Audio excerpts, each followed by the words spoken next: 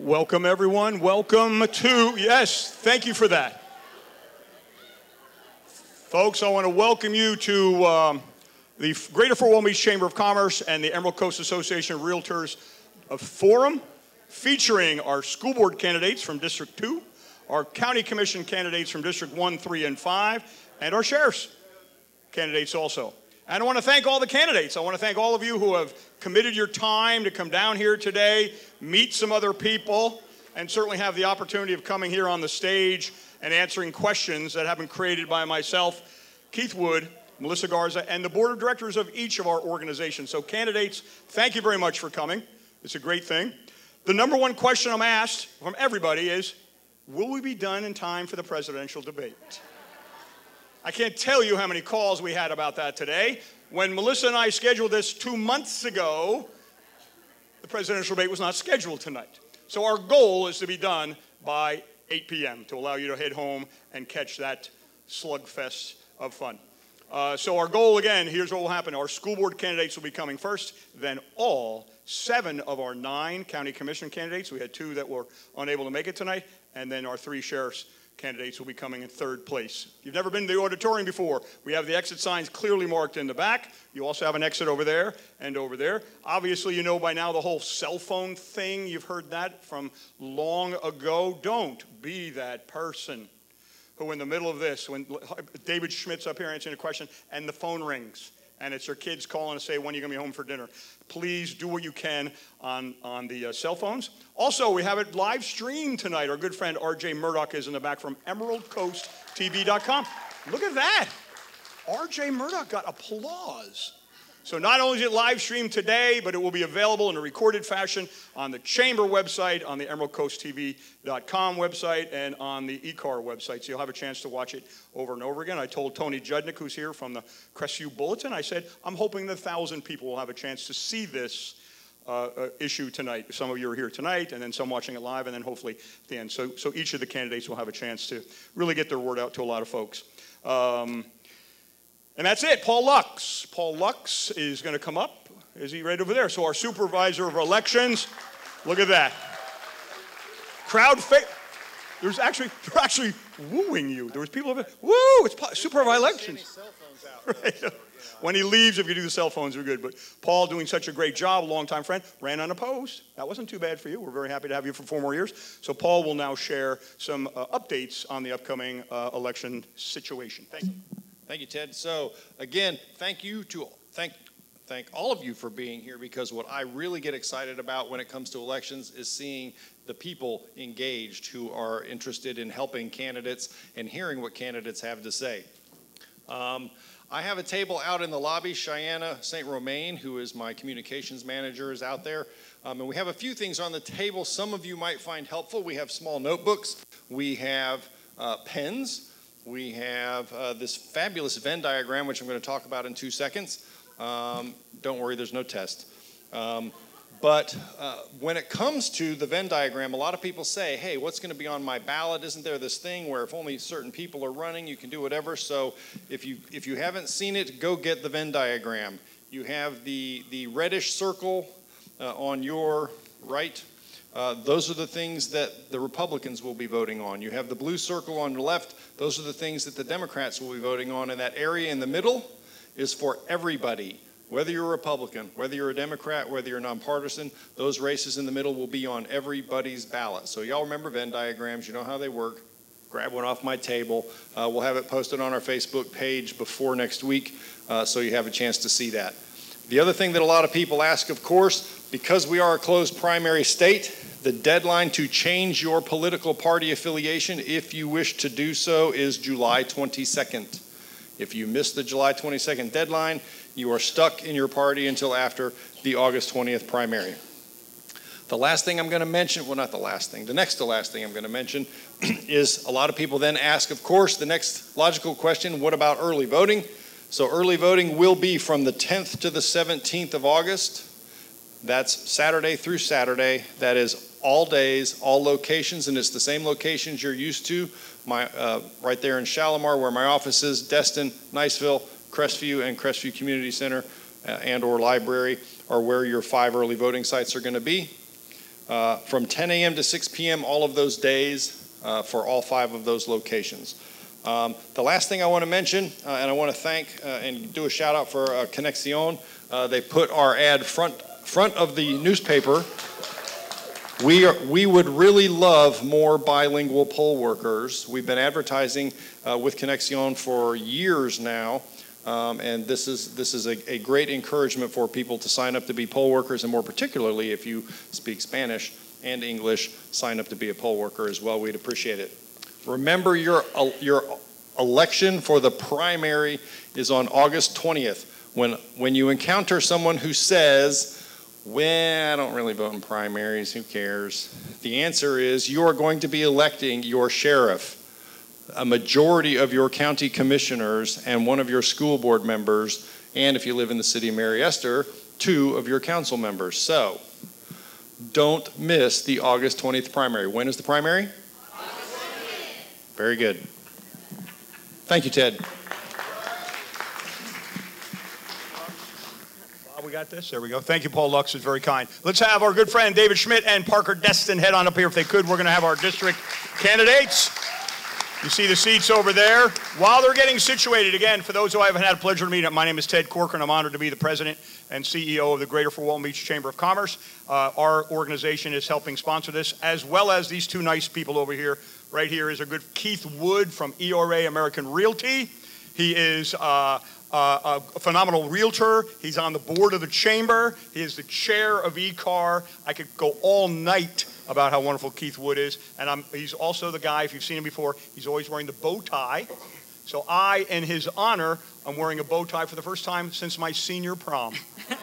So in your honor, my friend, we're very honored for that. So Keith Wood, one of the moderators, and on the other side is Melissa Garza. She is the government affairs liaison. Look at that. And she was nervous that no one would know who you are.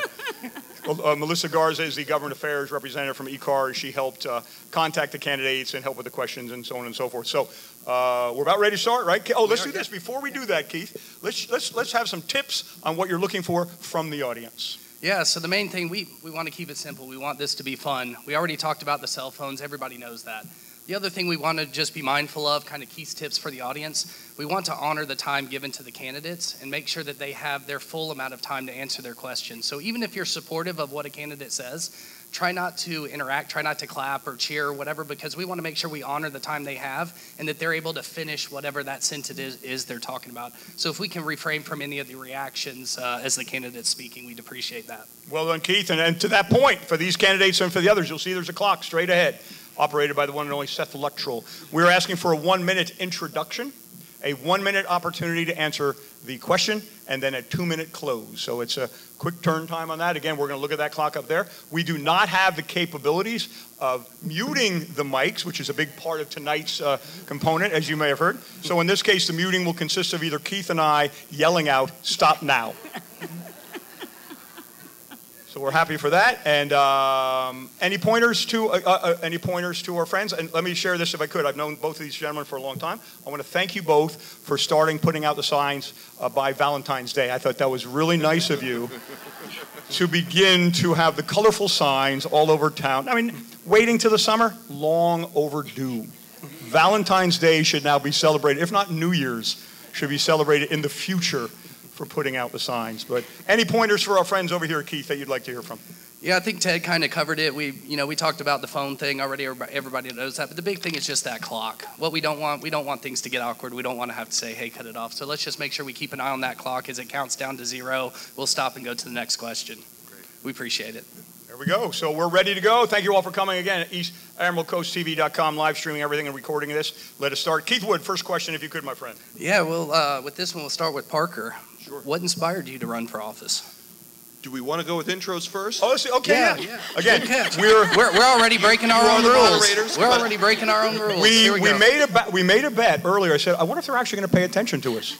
And you are. So well done. Parker Destin and then David Schmidt. Let's do your introduction, my friends. I apologize. That's my internal, my former life as an attorney following the procedure. I couldn't help myself. My name is Parker Destin. I'm a 7th-generation Floridian. I have lived here all my life. I'm a product of our local schools. I own and operate hospitality and restaurant businesses here in Northwest Florida. And like many of you, I have deep concerns about the state of public education in this country. We have actually a great school system here in Okaloosa County, and I want to keep it that way. I want to make sure that we focus on common sense sorts of principles, policies, and to that extent, I want to make sure that we concentrate on updating our infrastructure.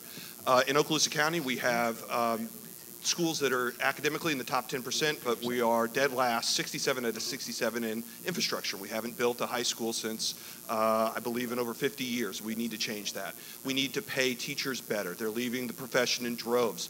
That's common sense. Only West Virginia pays them worse than we do, and we need to make sure that we put private sector voices, business folks with business acumen up on this board. It's a $550 million annual budget. That's $500 million with a B. It makes sense to send business people up there. I'm the candidate that offers that, so I would love to have your support on August the 20th. Thank you, Parker Desson. David Schmidt, my friend. Right. Intro. The introduction. My name is David Schmidt. I am a parent of 5 little blessings and a husband to Shannon and our golden doodle Layla. My wife is a graduate of Crestview High School. I'm a graduate of Fort Walton Beach High School. I'm also a principal at the Dropout Prevention at Risk School for the past 10 years, as well as been finishing up my second term on the City of Fort Walton Beach Council. Also, too, I'm very excited about the opportunity to blend my experience in public service, to blend my experience in education, and being the only candidate that's a parent, and if elected, the only school board member currently having kids in the school system, I think is very important, and I also think it's time to elect a parent. There we go. Welcome. I want to verify, because my hearing's going bad. David's a little far up on the mic. Could you all hear him on that? Okay, good. Just double checking. Very good. Thank you. All right. So, Keith, you're up. Yeah, so I think we kind of covered that first question in the intro anyways, so appreciate that. What would you say, we'll start again with you, Parker, what would you say are the biggest challenges facing the district? So, traditional public school system, which is what we're going to be in charge of, everything comes down to funding. Funding, funding, funding. The greatest invention of all time has always been free and available public education. Funding in this present circumstance where we have inflation and we can assume ever-dwindling dollars coming from Tallahassee and Washington, D.C., funding is going to be the greatest challenge to making sure that we make every child have an opportunity to receive a world-class education so that they can be the best participants in our economy, but more so in our democracy, because you have to have your wits about you to be good at both of those things. Funding is always going to be the biggest challenge, and we're going to have to work on that in a bunch of dynamic ways. Thank you. How about you, David? What do you think are some of the biggest challenges facing the district? Some of the biggest challenges, I'd start off with staffing. We have a lot of staffing issues at all job category levels, from the paraprofessionals to the bus drivers to the classroom teachers to your guidance counselors to your mental health providers. To be realistic about the staffing issues, we'll always need to advocate for paying teachers more. That's something that we should be advocating for every single year. But we are in a crisis with staffing, and this isn't just the county. It's an industry-wide thing. So continuing to do some of the alternative things that I've been able to do at the alternative school and bringing that support to our superintendent, bringing that support to our school board, bringing that support to our families and students and staff, because we got to have highly effective and qualified staffing in our classrooms, in our buses, and our guidance counselors, our principals, our assistant principals, and right now there's a shortage for staffing.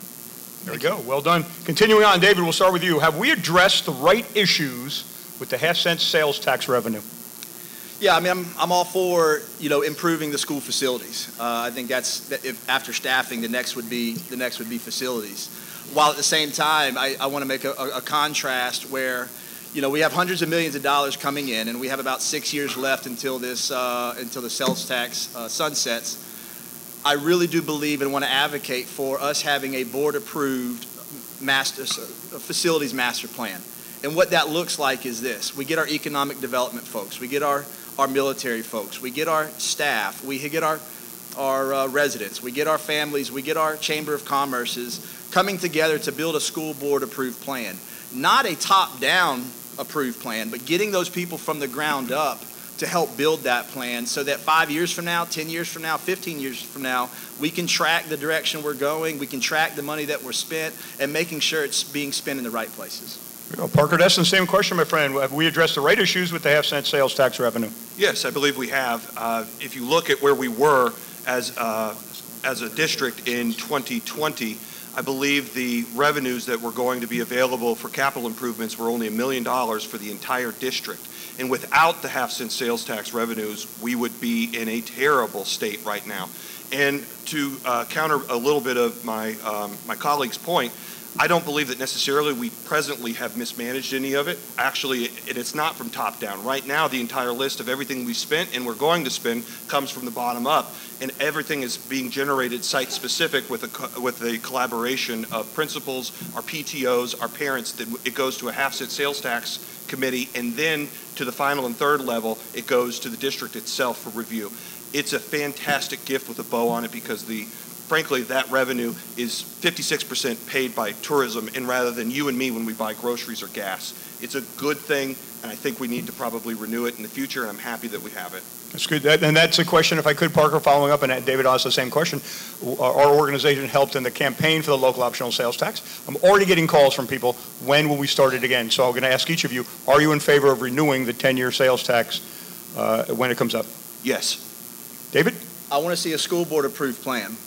So that we can make sure those hundreds of millions of dollars that will be coming in now, as well as those hundreds of millions of dollars if the community approves it and supports it in the referendum, I would strongly advocate for us having a school board approved plan.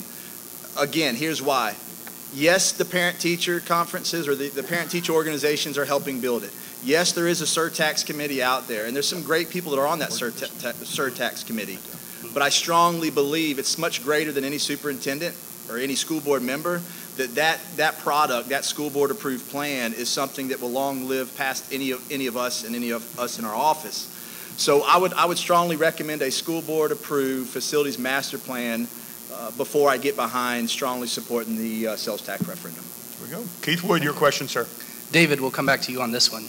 Teacher pay has been mentioned already, and it's an important issue, and strides have been made to increase pay, particularly with new teachers. How would you support and retain high-quality teachers that has been in the district for years that may be making as much or in some cases less than new teachers coming into the district? Yeah, absolutely. I would like to work with our families and our superintendent, our staff to create some policies that will help really support teachers and the retention that we need for our highly qualified staff. For an example, we have a policy at the school I work with where cell phones don't make it on campus. They get put away in the lockbox and they get it back when they check out or when they're dismissed at the end of the day. That's one thing. Another thing is we have a policy before a student can return to school, whether it's behavior reasons or other attendance reasons, before that student can return, we have to have a parent-teacher conference, guardian, grandparent. What that does is it closes the gap between the staff at the school as well as the families to try to figure out what's going on, what are some of those needs. Because a lot of our staff, the reason why the retention rate is low from year 1 to 8 is a lot of pay is one thing, but a lot of it too is just needing more support as well as impacting the behaviors from our students. Parker, would you like me to repeat the question? Sure, I think that'll help me. Teacher pay is an important issue, and strides have been made to increase pay, particularly with new teachers. How would you support and retain high-quality teachers that have been in the district for years that may be making as much or in some cases less than new teachers coming into the district? One of the biggest ways we can attack it is to continue working with the DeSantis administration and the folks at the DOE over in Tallahassee who have been addressing what we're talking about, which is salary compression, where we've had, in order to recruit new people, we have to pay them more, and then the people with the experience on the back end are being paid about it the same. A lot of the reasons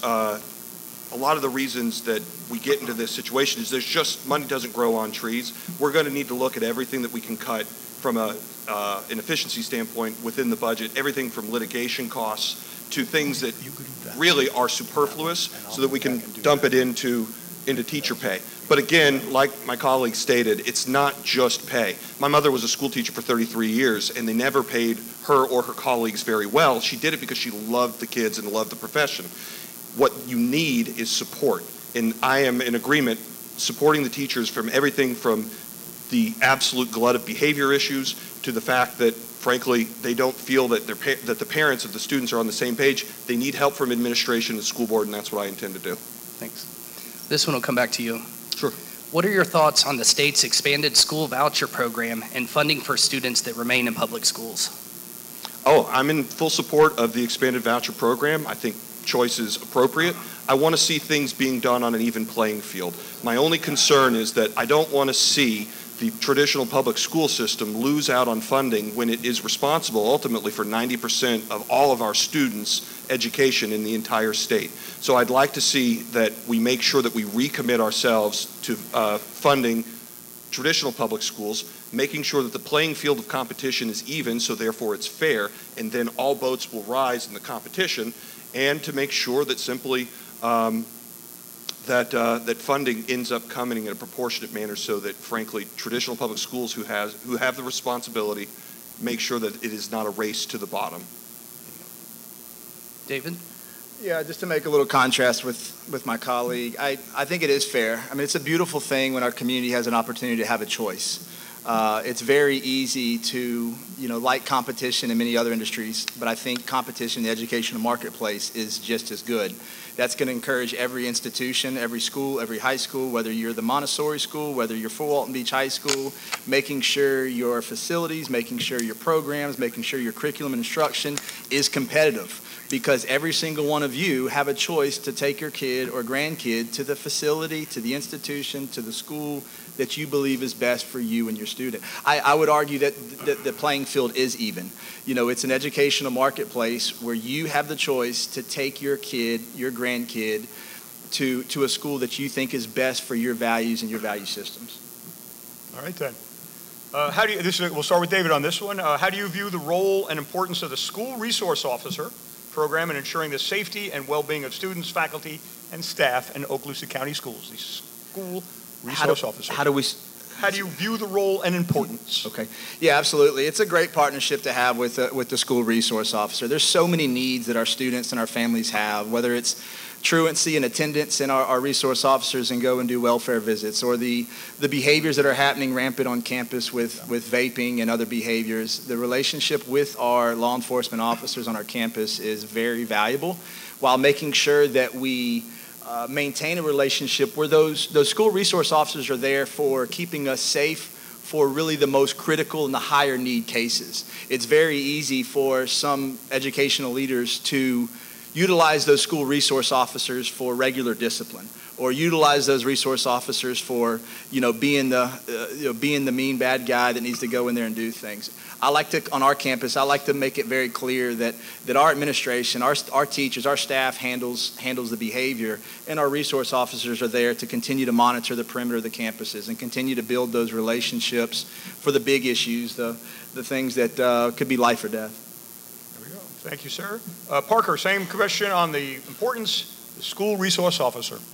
Oh, I'm completely in support of the school resource officer program. I'd like to see it expanded. I'm thankful to Sheriff Aden, who has followed his predecessor's position on helping pay for school resource officers. It's a big expense, but it protects all of our children and students and our faculty and our employees in all 37 of our schools. Some of the campuses are so large that one resource officer is not enough to practically deal with, and when you have multiple incidents at multiple times. So I'd like to see the program expanded on some of our larger campuses and high schools in particular, because you want to make sure that if something, God forbid, bad was to happen, you've got more than one person prepared to respond to something. And that's just the world we live in, so we need to be ready for it. But I'm very thankful for the Sheriff's Office for their partnership, and I'd like to see it enhanced. Mr. Wood? Parker, let's talk about trade school for a minute. Sure. Trade skills is something that's been talked about over the last couple of years. How do you view trade schools versus what we consider traditional schools, especially in early age of children? I think it is of paramount importance that if we don't get behind shifting the way that we look at the long-term outcomes of what skill sets we're providing for our students, we are going to put them at a terrible disadvantage in the modern U.S. economy, because all of the highest paid jobs are not coming out of four-year degree college jobs. They are in the trades now. I run restaurants. I have a need for HVAC, plumbing, electrical constantly. I am paying out I can't find people to do the work, and when you can find people to do the work, you are going to pay a tremendous amount. There is a future in the trades, as there always should have been, but we went awry somewhere where we said the only way that anybody can make a living or be somebody is to go through 4 years worth of school. So I think we need to identify them early, get them sent over into trade programs and vocational programs as soon as we can, so that we can start sending these kids out into the workforce as fast as they can, because the need's already there, so that they can start making a living without the cumbersome level of debt that usually comes with a 4-year degree. Thank you. David? Yeah, over the last 10 years, this has been my primary focus at the Dropout Prevention at Risk School, of giving those students some hope. We have some cases where students went to Tiffany Nelson in the Food for Thought kitchen, and they don't like math, they don't like science, but they learned how to cook, and it changed their life.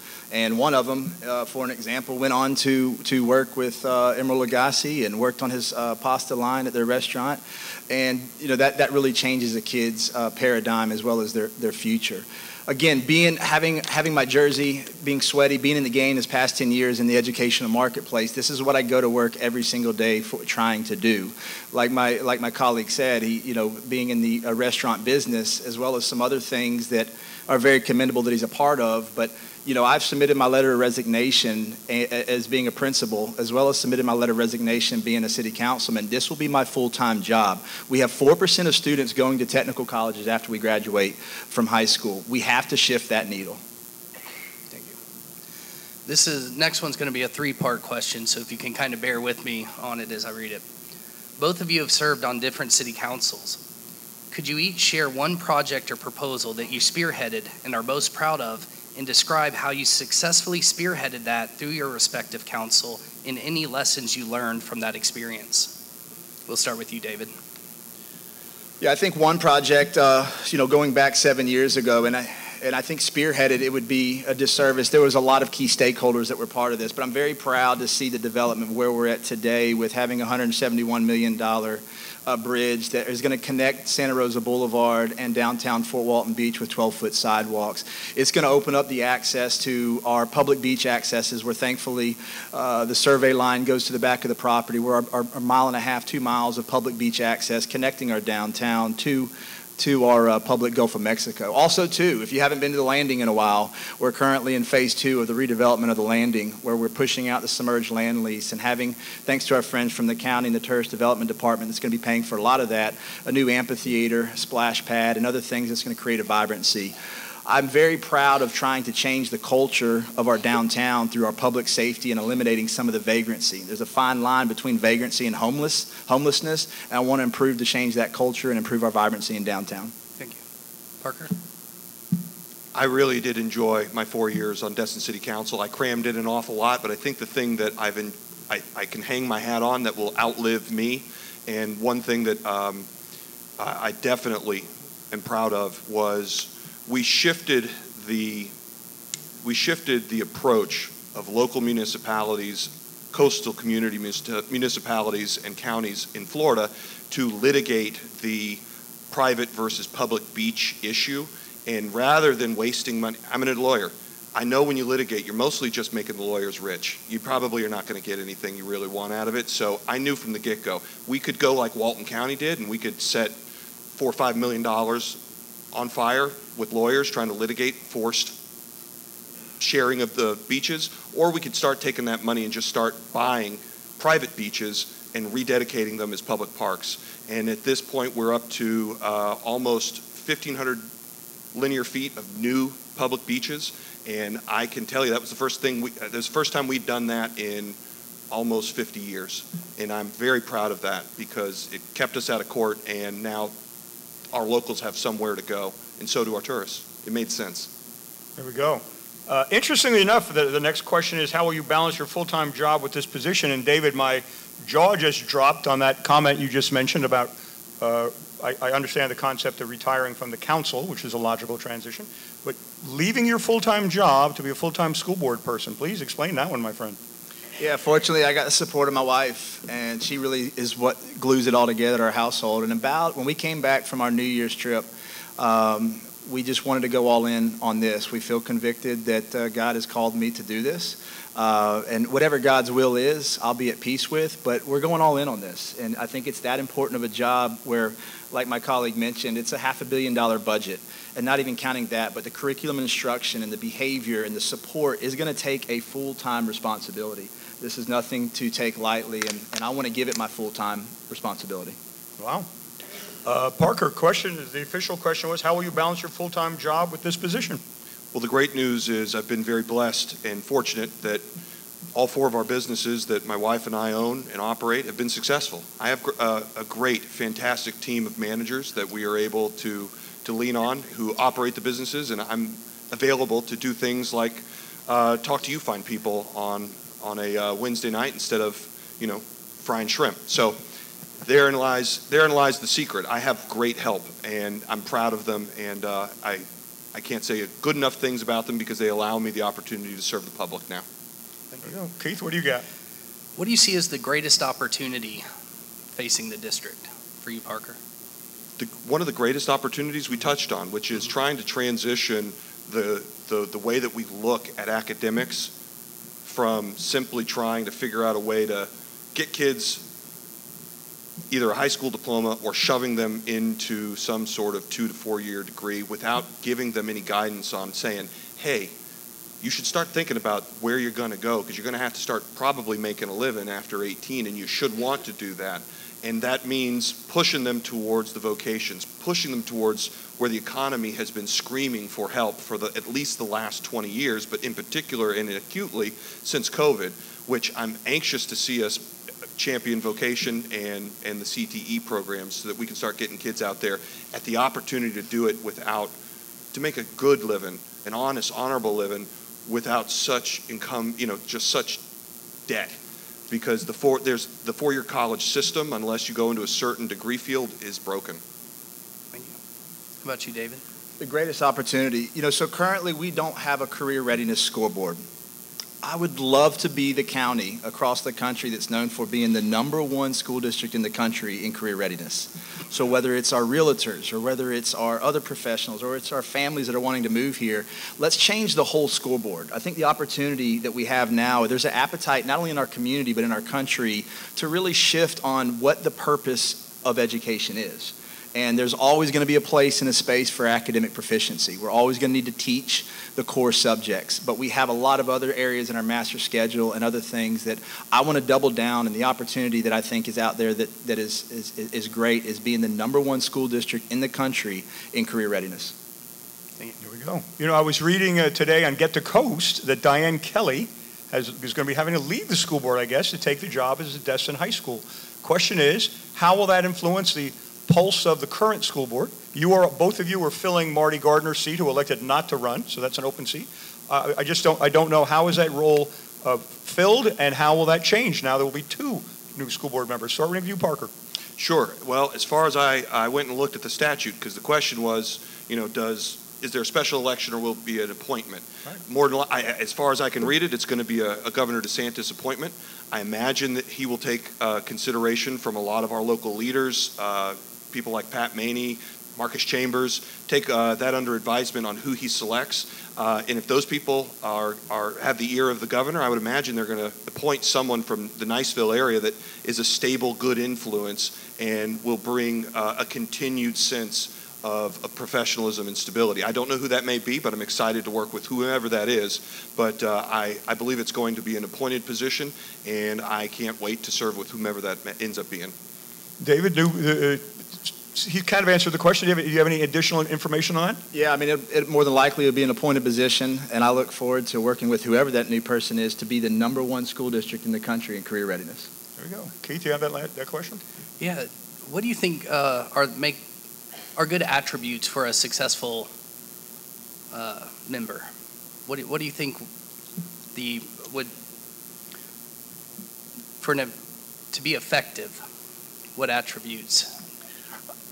Me, starting off with me. Mm-hmm. Okay. Yeah. I think one is experience. More experience. The $500 million budget is a very comprehensive clock, and there's a lot of things that go into it. So one, experience. Another attribute is time. I think this is going to need to be a job that is dedicated with 100% and exclusively going after this job and after your time. Another thing is support. You know, showing the staff as well as the family and being that mediators between the schools and the families. And, you know, being on city council, I started off with you get a concerned citizen, you'd pass that stuff on to staff, you get the information back from staff, tell it the concerned citizen, and it wouldn't be very effective. But getting the concerned citizen, getting the staff, and getting the superintendent in the same room together and doing that regularly is a good opportunity. Thanks. Yeah. Parker, what attributes make an effective school board member?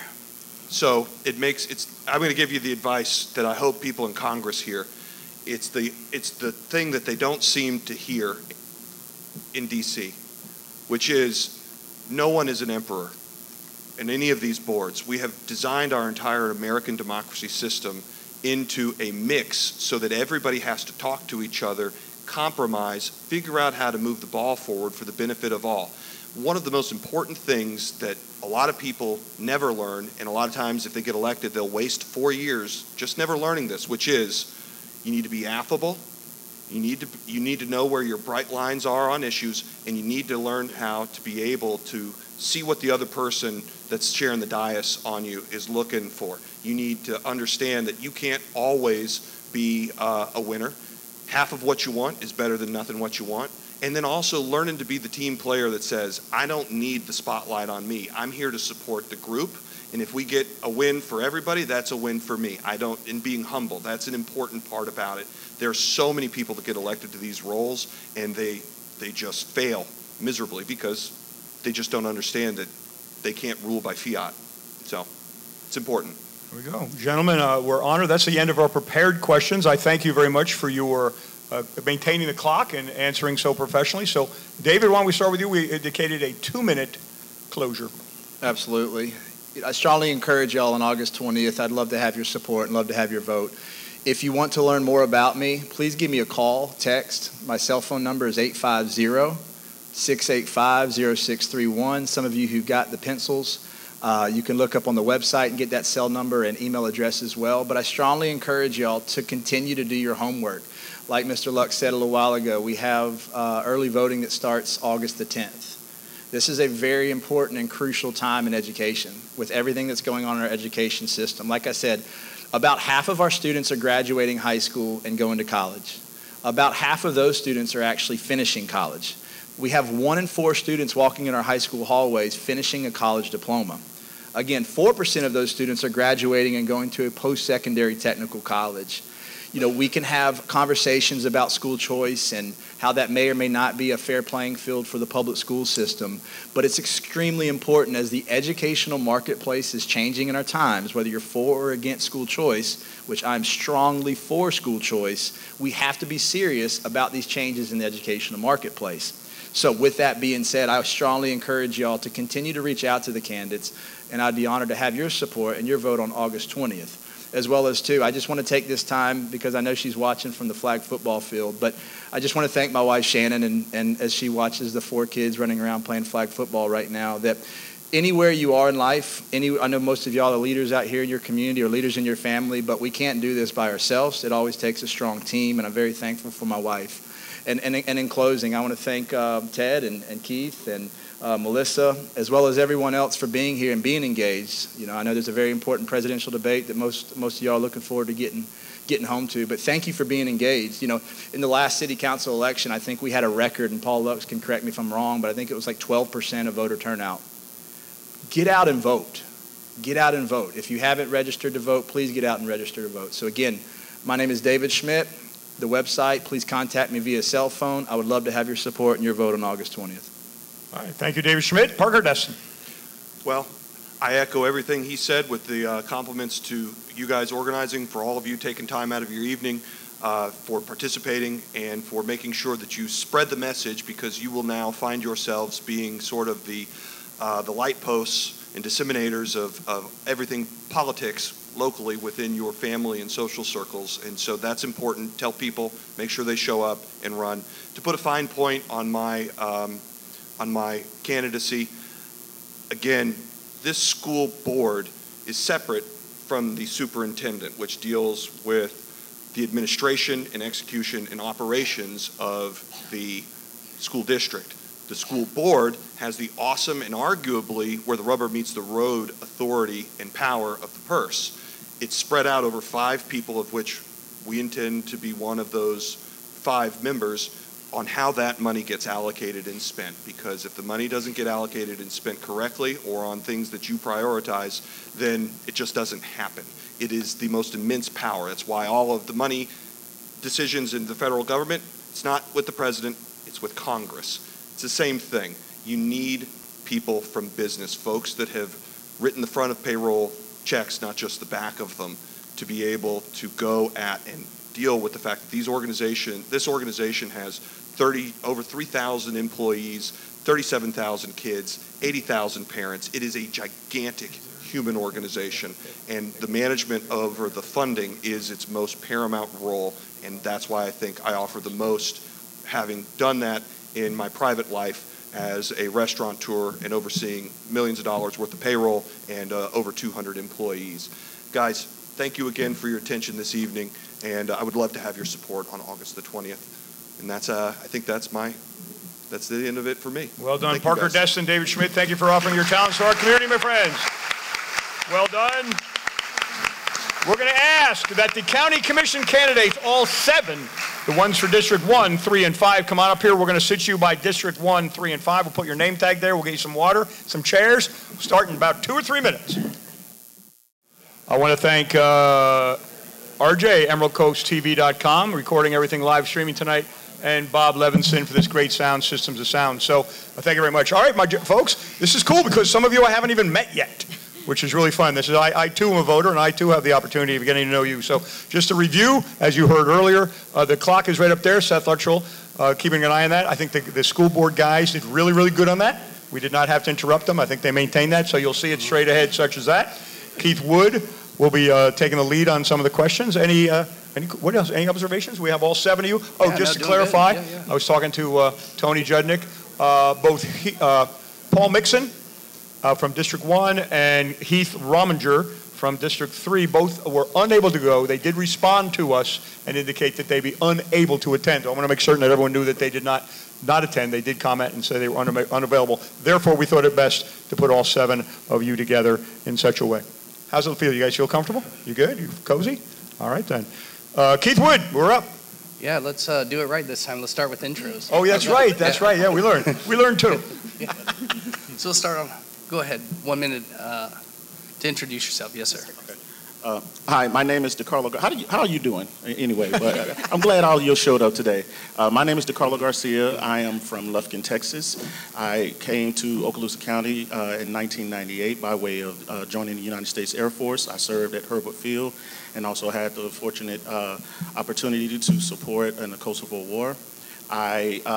After serving my country, I had a stint of homelessness and working around and doing various jobs. I became an assembler at DRS, and I landed a job at Endyne and became a military contractor.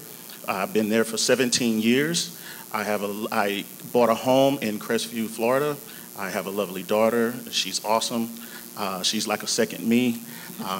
I am also the chairman of the Citizen Advisory Council for Crestview, and I am a vice president of We Range Sickle Cell Corporation. Well done, DeCarlo. So DeCarlo running for District 1, and the next 4 are for District 3, starting with our friend Sherry Cox. Good evening. I'm Sherry Cox. I am born and not born, but raised here in Okaloosa County. Went to Okaloosa County schools. I think I'm the only candidate in my race, District 3, who was from Okaloosa County. I've been a product of the school system here. My children go to schools here, being raised here. We choose here. I've been all over the world, of course, as a real estate agent, former real estate agent, and I build hotels. So, I have lots of experience in real estate. I have joined this race because, and hopefully this will wind that next question up into this and make it a little bit shorter. I joined this race because I've noticed that we're sort of growing beyond our capabilities in the sense of infrastructure and what have you. Our county commissioners are doing a great job of putting the bridge plans together and what have you, but we need our curb appeal to be a little bit better. We need our roads and bridges to be a little bit better than they are. And knowing, as your state committee woman for the Republican Party, that we have the money in those coffers right now to be able to claw it back over to Okaloosa County. We just need to make the ask. I've been told by the legislators time and again now, in all of my dealings with them, that in order to make the ask. Watch that clock up there. Sorry? Watch that clock. Oh, sorry.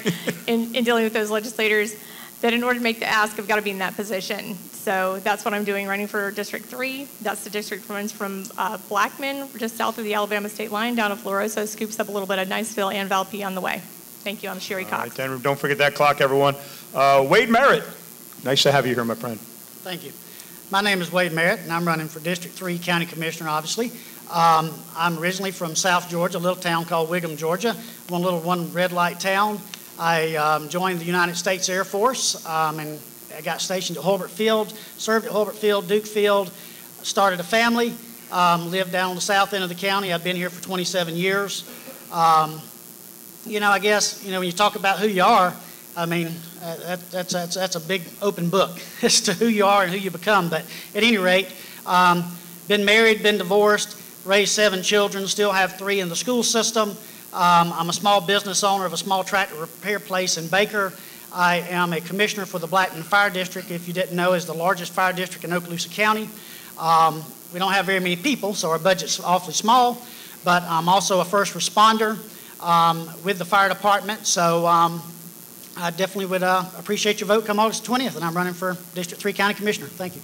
Welcome, Wade. Carrie Pitzer. Yes, good evening, ladies and gentlemen. My name is Carrie Pitzer, and I'm running for County Commissioner in District 3. I appreciate you all coming out tonight. I know it was probably a bittersweet choice, have dinner and watch the president debate, or come see all of us up here. So I'm really thankful for the local support. Thank you to all of you putting it on as well. I have 3 main points for the reason why I am running for County Commissioner. I'm new to politics as of April 1st. I am a businesswoman. I have owned my own company since I was 21 years old. I'm a military spouse. My husband is retiring in 2 weeks after 20 years of service, and we have been blessed to live here for about 8.5 years in Okaloosa County, Florida for 10. It is a pleasure, it is an honor as a military spouse to be able to choose where you live the rest of your life. I am fully invested in this county, not only for our 2 children who will be graduating in the next 2 years that we've gotten to raise here, but also because I intend to live in Baker, Florida, which is kind of silly. I know I don't look like your normal Bakerin, but I intend to live there the rest of my life. And so I have 3 main points. I want to make sure that this county is doing smart, appropriate, planned growth. As you all know, we're beaming at the seams. It's a wonderful problem to have. The second thing is transparency and availability from your county commissioners. I want you to be able to call me, email me, ask questions, and have relationships with constituents. All taxpayers deserve to be heard. Carrie. Have a good night. You may have to save some of that. Again, you have the closing. So when you said you had 3, I thought, maybe she'll do them real fast. I tried. But you have a chance to answer some of those questions during the question part and certainly during the conclusion. The final candidate on the dais today for District 3, Andrew Rensich. Good evening, everyone. Andrew Rensich, District 3. I appreciate you coming this evening. My wife and my 2 daughters, we moved into the community in 2011 with the 7th Special Forces Group Realignment, the BRAC movement. And when we moved into the community, we were well taken in. We set our roots. We started our first company. And during that process, I started to learn about the community. I learned about how hard it was for a small business to work with inefficient government. That got me to run for city council. So I'm currently on the Crestview City Council. I too have put in my resignation from that position since the terms end at the same time. I also my wife and I, from nothing, started an aerospace manufacturing company. So I know what it takes to get small business going and how to work with business, and I want to ensure that we have that efficient government in Okaloosa County. Mr. Rensich, thank you. So those are 4 of the 5 candidates for the District 3. Now we have the 2 candidates from District 5, starting with Drew Palmer. Hey guys, my name is Drew Palmer. I am running for District 5, and I would appreciate your vote on August 20th. I'm a veteran. I'm an Air Force veteran. I've been in the defense industry for the past 24 years, and I'm running because I sit in the same traffic as you guys sit in. I see the infrastructure issues, and I want to help to address those issues. I'm running because I've also seen the character of our tourism change over the past several years, and I would like to refocus that to get us back to, I don't want to be Panama City. I want us to be back to the family vacation spot that it used to be, and I'm running for that reason as well. I'm also running because growth is happening. The word is out. This is a great place to live. Growth is happening, and I want the community to participate in the planning of that growth. I want to make sure that we engage with the citizens of the county to make sure that the growth does not change the character of your community, and it is something that we can be proud of rather than something that we regret later on. So again, Drew Palmer, District 5, I'm asking for your vote on August 20th. Thank you, Mr. Palmer. And Marianne Wines. When was the last time you had an issue you felt strongly about and you really wanted to talk to someone, and you know a person who can make a difference because she always has? I've been getting those calls for over 30 years. As I look around the room, I know a lot of you already have my cell phone number. Being accessible isn't new to me. If you've ever called my office, no one has ever asked you, who is this or why are you calling? I don't play those games. I take calls and I'll take yours. As I've been going around the county meeting people, I hear that citizens just want to be heard.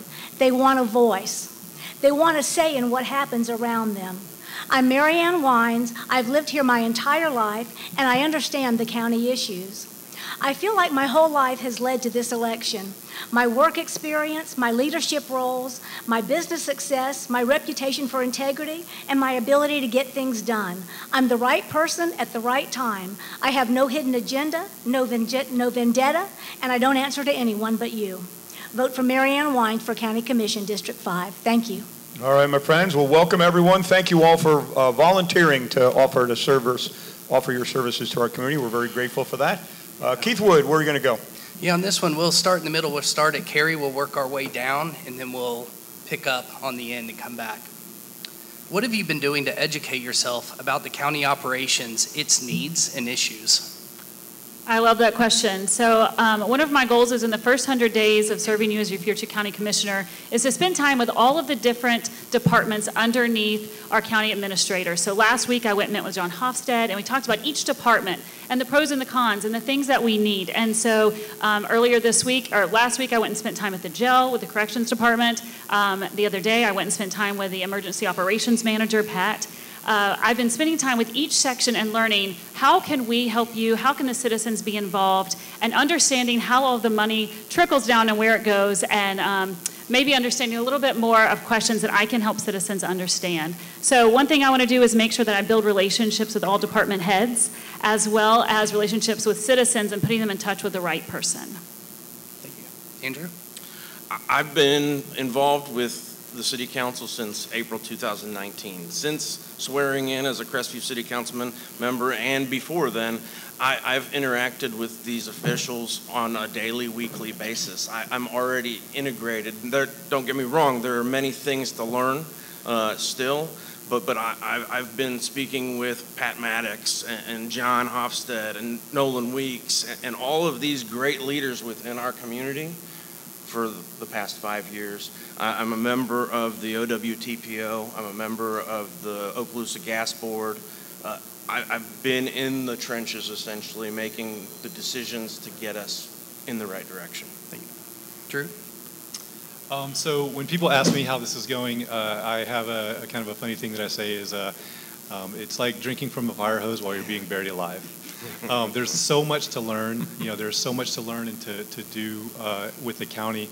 I've done, some of the same things that some of these guys have said.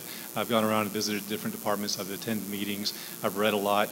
But the biggest thing that I've done is probably just to continue to build the relationships. And I've built relationships in politics and in community service throughout my entire time here. And I've always been working with members of leaders in the community to make sure that I understand what's going on, and I listen to people, I talk to people, I understand some of the issues that we're dealing with, and I just want to do the right thing, and I just want to help with the problems that I see, and I just want to work with the leaders that are in place, and so those relationships are really going to matter as we move forward and we try to address the issues that the county is encountering. Thank you. Mary Ann? I'm a bit of a research junkie. I brought pages of stuff I've been researching about the county.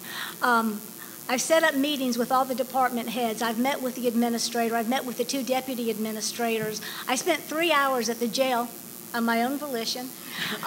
Really learned a lot. But I'm trying to get a really in-depth knowledge of what's going on here. We can't solve problems unless we know what we're dealing with. And I've been setting up meetings with communities and meeting people like you and talking to them and finding out what's on your mind. What do you think the issues are? What's important to you? Where do you think we're going wrong? What do you think we're doing right?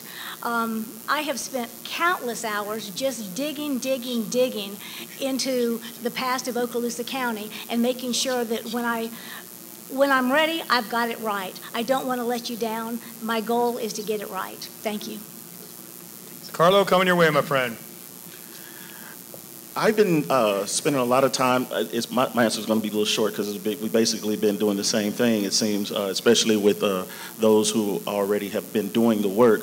I also take in consideration the citizens. So I also go and ask the citizens, what have they seen? What is it that they believe they still need to be worked on? And ask them questions about how they feel about projects and information that they've been. You can read it on paper, but it's a different thing when you actually go and talk to the people and get the answer firsthand and learn from them about where they feel like things are lacking.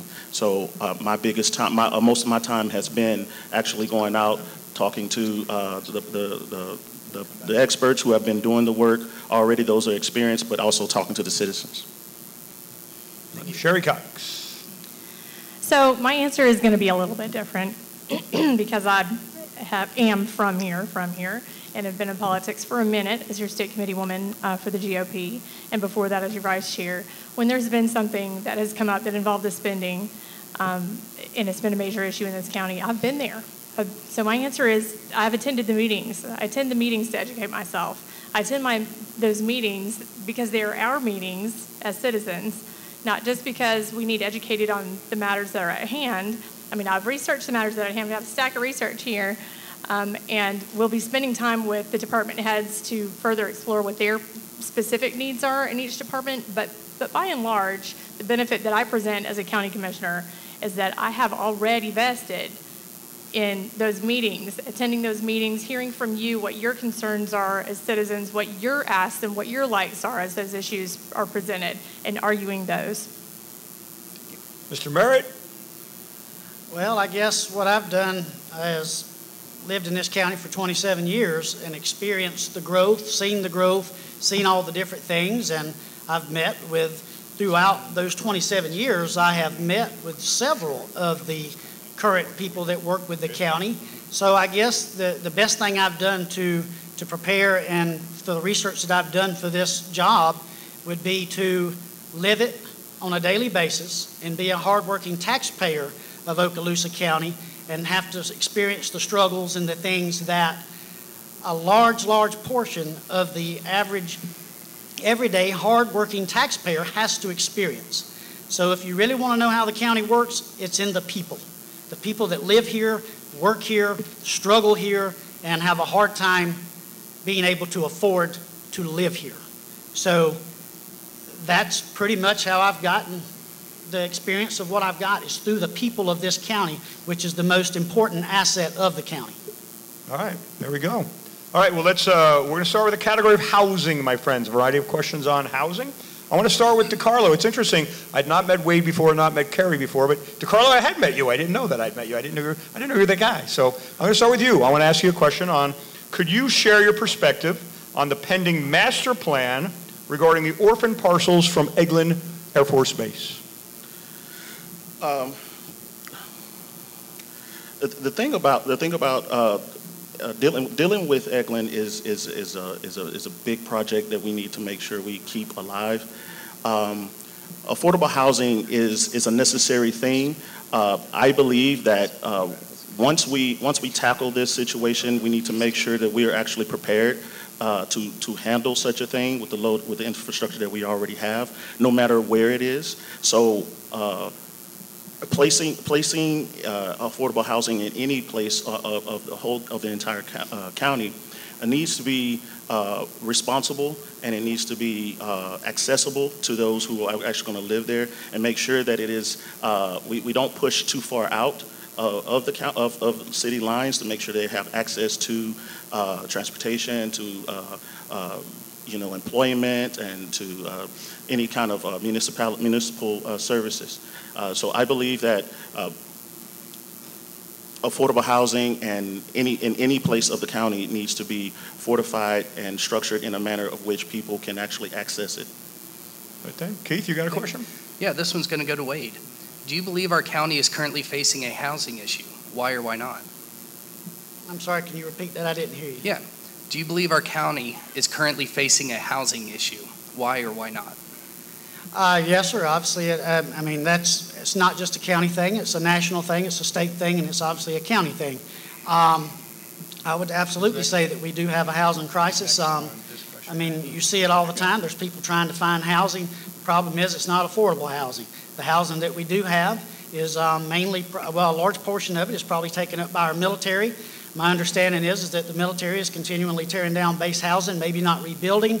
I did talk with the ECRC yesterday, or a gentleman that works with it, with Matt Gates' office, and talked about how Eglin Air Force Base had enough housing but did not have the right housing. They had 4-bedroom houses instead of 2-bedroom and 1-bedroom homes.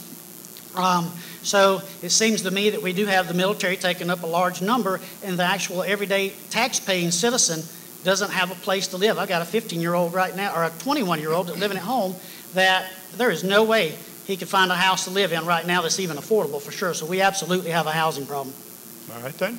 Andrew Rensich, what responsibilities does the county have in addressing housing inventory and attainability? The county needs to ensure that it is working with all investors in the community. You'd mentioned the orphan parcels, that I would say I'm very grateful for Eglin. One thing they never do is give up land. And they're putting up land. So those P3s, those public-private partnerships that are formed on those orphan parcels, are going to generate not only commercial space, but also affordable housing. So hopefully, as Wade had mentioned, we can get some of those military members into those housing. So the county just needs to be working with everybody and trying to get ahead of the curve as much as possible. This one's for Mary Ann. What potential opportunities do you identify for Okaloosa County to implement or benefit from the Live Local Act? Oh my goodness. I have it in my notes. Hold on. Lord.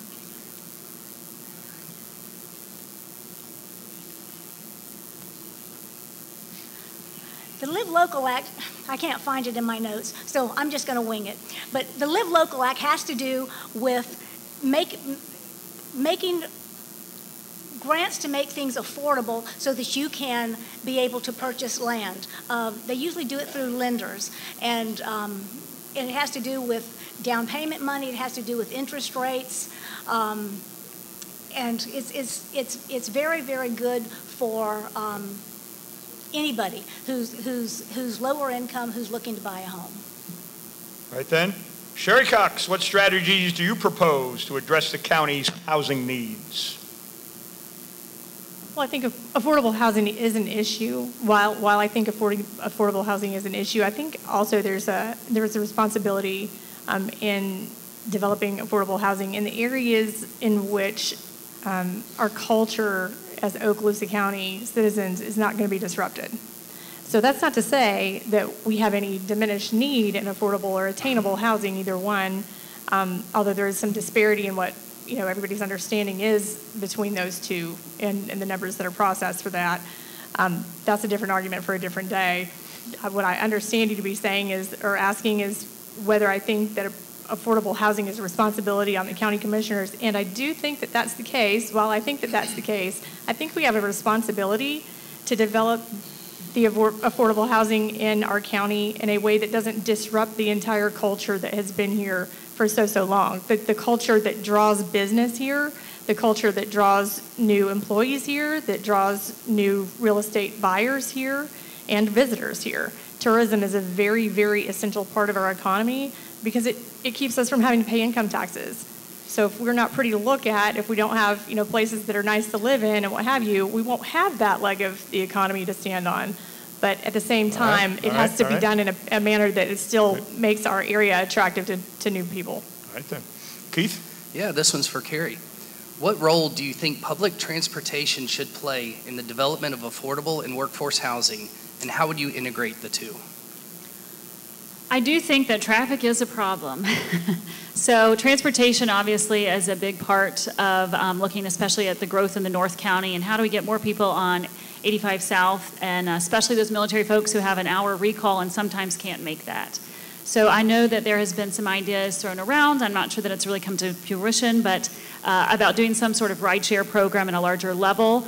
I also want to work with Base to open up Range Road. I feel like we should have an evacuation route as well as a man station in the North County. I've talked to a local developer who's willing to pay for the rest of that to happen and partner with Eglin to be able to open a one-way access point off Log Lake Road, which would go directly into Base. We'll obviously have to close that down during mission times.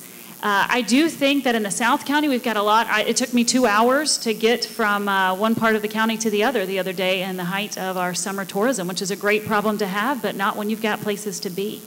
So I think we need to work with the cities, we need to work with the municipalities, and we need to work with our state and figure out a better way to solve our traffic diversity problem. All right then, Drew Palmer, how would you address potential resistance from communities where new housing developments are proposed? I don't think we'll meet resistance, right? No. So obviously there is a lot of consternation about the growth that we're experiencing here, and sort of what I tell people as they kind of express those concerns is that we can either participate in the growth or we can resist the growth. If we resist the growth, what's going to happen is the county's going to end up getting sued.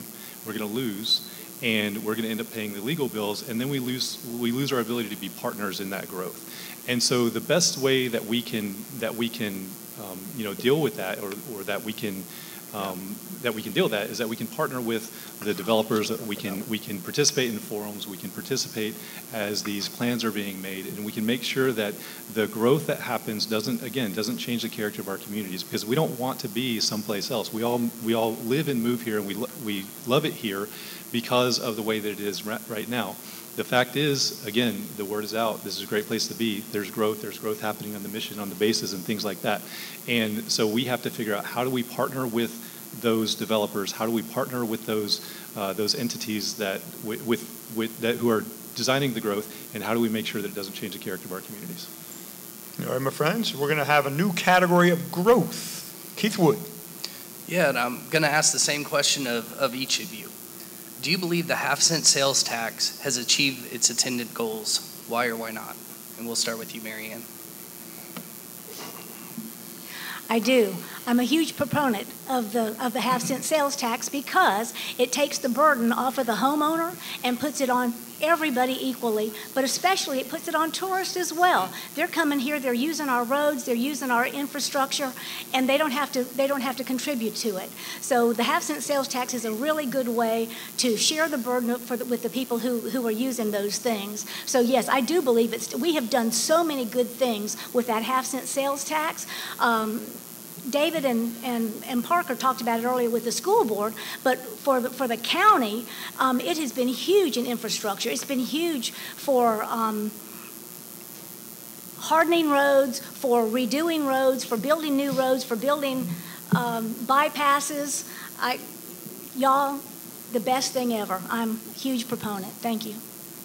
Drew. So I agree. If I could invite you over for dinner and get you to pay 56% of my mortgage, that's a great deal for me, right? And that's essentially what we're doing. We're having tourism fund our infrastructure, and the things that are absolutely required. I mean, the way that we got into the situations that we are now with both our school and with our county infrastructure is that we're a low tax area and we love our low taxes. But it takes money to build and maintain infrastructure. It takes money to build and maintain schools.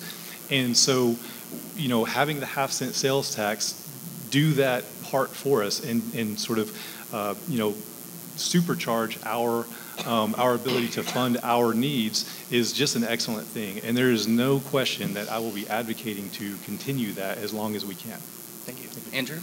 Absolutely. It has been a game changer for the school board, for the county, for the TDD. It has been for the entire county. All of the surtaxes that were put together by the people of the county.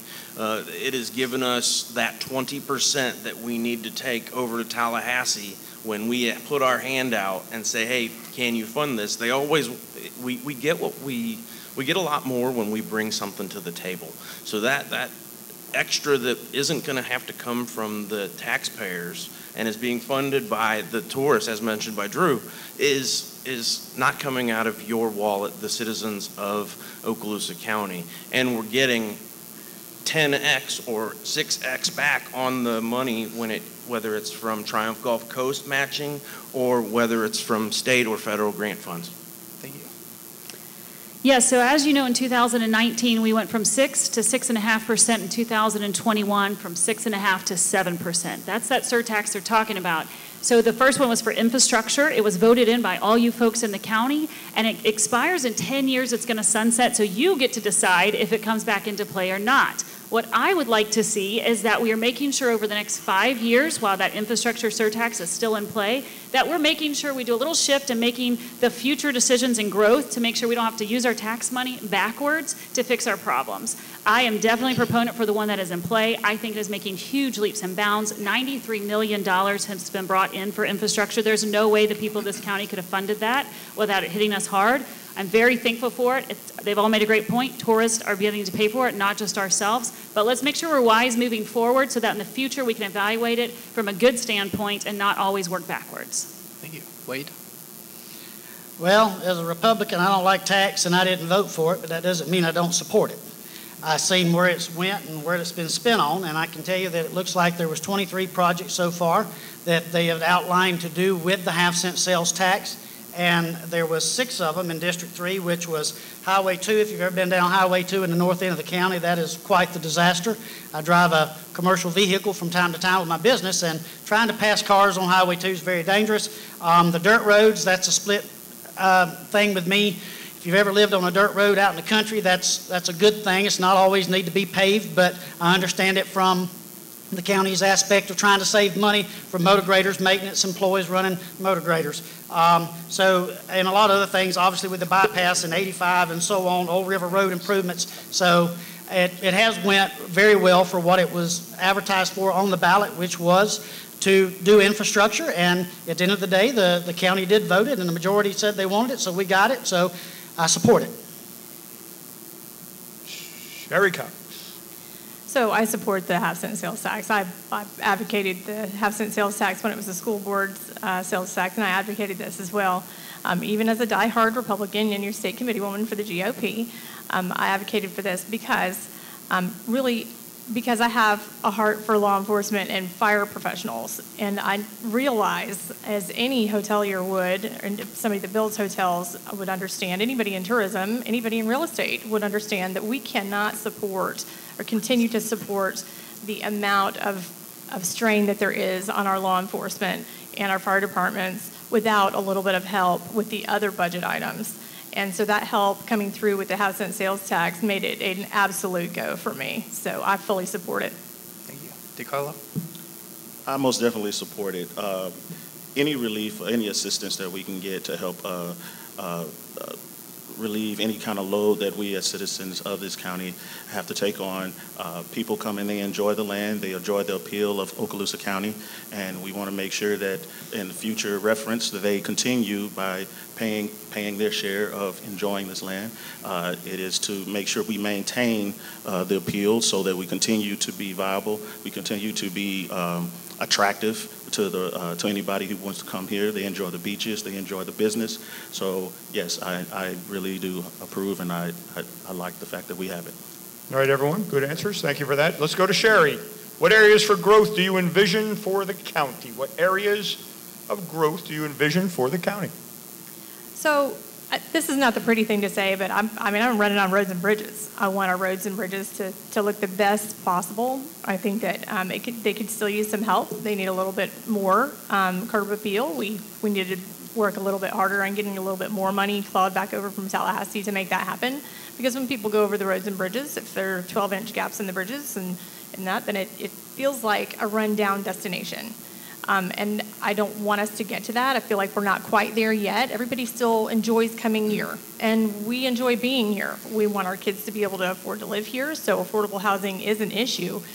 We just need to be able to claw as much money back over from Tallahassee to make the roads and bridges prettier while we're still, and more functional, to be honest, while we're still, maintaining the culture on the south end and the north end as pretty much the way that it exists. Yes, there is room for development, but that development needs to happen in a responsible way. And I believe, after seeing the urban planning study from the north end, that it needs to happen in pretty much contiguous with the zoning that is already in place. Keith, you got the next one? Carrie, what would be your priority to deal with growth in the county? So growth is a hot topic. For those of you who don't know, we've got a North Development Study going on. The county hired Inspire Collective to study everywhere north of Eglin, because that's really the only places we have to grow outside of these 13 orphan properties. So that is in the midst of happening. I encourage you to follow it and understand it. The first 2 weeks, they asked for public feedback. 4,300 people, the largest feedback this company has ever had 3 responses for pro-growth. People are concerned. People are worried. We've got urban sprawl happening. So we need to focus on the 4 metropolitan areas that have been identified by the state. That's Destin, Niceville, Fort Walton Beach, and Crestview. Let's make those some powerhouse areas. Let's go up a little. Let's don't go out. Let's work on our green spaces. And let's make sure that we're preserving the character of our county. Could you imagine if I bought 10 acres in Destin and opened a pig farm? That would not fly, right? And that's just how the North County people are feeling. They are afraid that we're going to have this urban sprawl into their areas that they have saved up their whole life to be able to afford these farms. We bring in about $6 million in prime farmland, and that needs to be preserved as well. All right, thank you. UNS, you do Sure. that. Drew, what do you consider to be the county's most pressing infrastructure needs? You guys seen that traffic out there? Roads are the biggest infrastructure needs that we have. I work with, so I work on Eglin, and most of my coworkers and staff, they deal with the traffic in Crestview every single day, and coming south in the morning and going north in the evenings, they lose up to 2 hours of their day. And that's 2 hours away from their family. That's 2 hours that they're not getting paid. That's 2 hours that's just wasted sitting in traffic. So I would say that's probably the biggest one. We're seeing right now also, just with the construction on Brooks Bridge, that's causing backups all the way across Okaloosa Island. And now also on the Mid-Bay Bridge is causing backups there as well. So if you're in Destin, you're kind of stuck. And so absolutely, infrastructure, we need those to be finished. Those are in the works. But as a county commissioner, what we also need to do is we need to lift our eyes, look at the future development that's going to be happening, and make sure we don't get ourselves into these situations again where we're going to deal with this over and over again. Thanks. Keep going, Keith. You're on a Yeah, roll. for this one, we'll go back down to DeCarlo. Can you, in your opinion, prioritize the county's infrastructure projects and justify your ranking? Could you say it again? Yeah. Can you prioritize the county's infrastructure projects, in your opinion, of priority, and justify that priority? We're going to hit roads are a big thing. I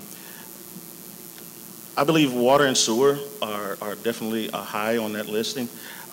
We need to prepare for the growth that we are going to, whether we plan for it or not, growth is inevitable. So the roads need to be able to handle the people who are going to be here. It's top. The water and sewer need to be able to handle the load, for the impact of whatever development that we do have, whether it is on the outskirts or within city limits and in any kind of structure that's already developed. I believe affordable housing will be right next to that. We building upward, so we need to make sure we pay attention to traffic and public service, emergency services, law enforcement, things like that. And the justification would be the fact that the growth of this county needs to be more responsible. Whatever happens, as long as we make sure that whatever we do is responsible, and being responsible is making sure the infrastructure that's already in place is taken care of first before you start to move outward. Thank you. We'll go to Wade on this one. Are there any potential surtax projects not currently planned that you think would benefit the county? If so, why do you believe these projects are important?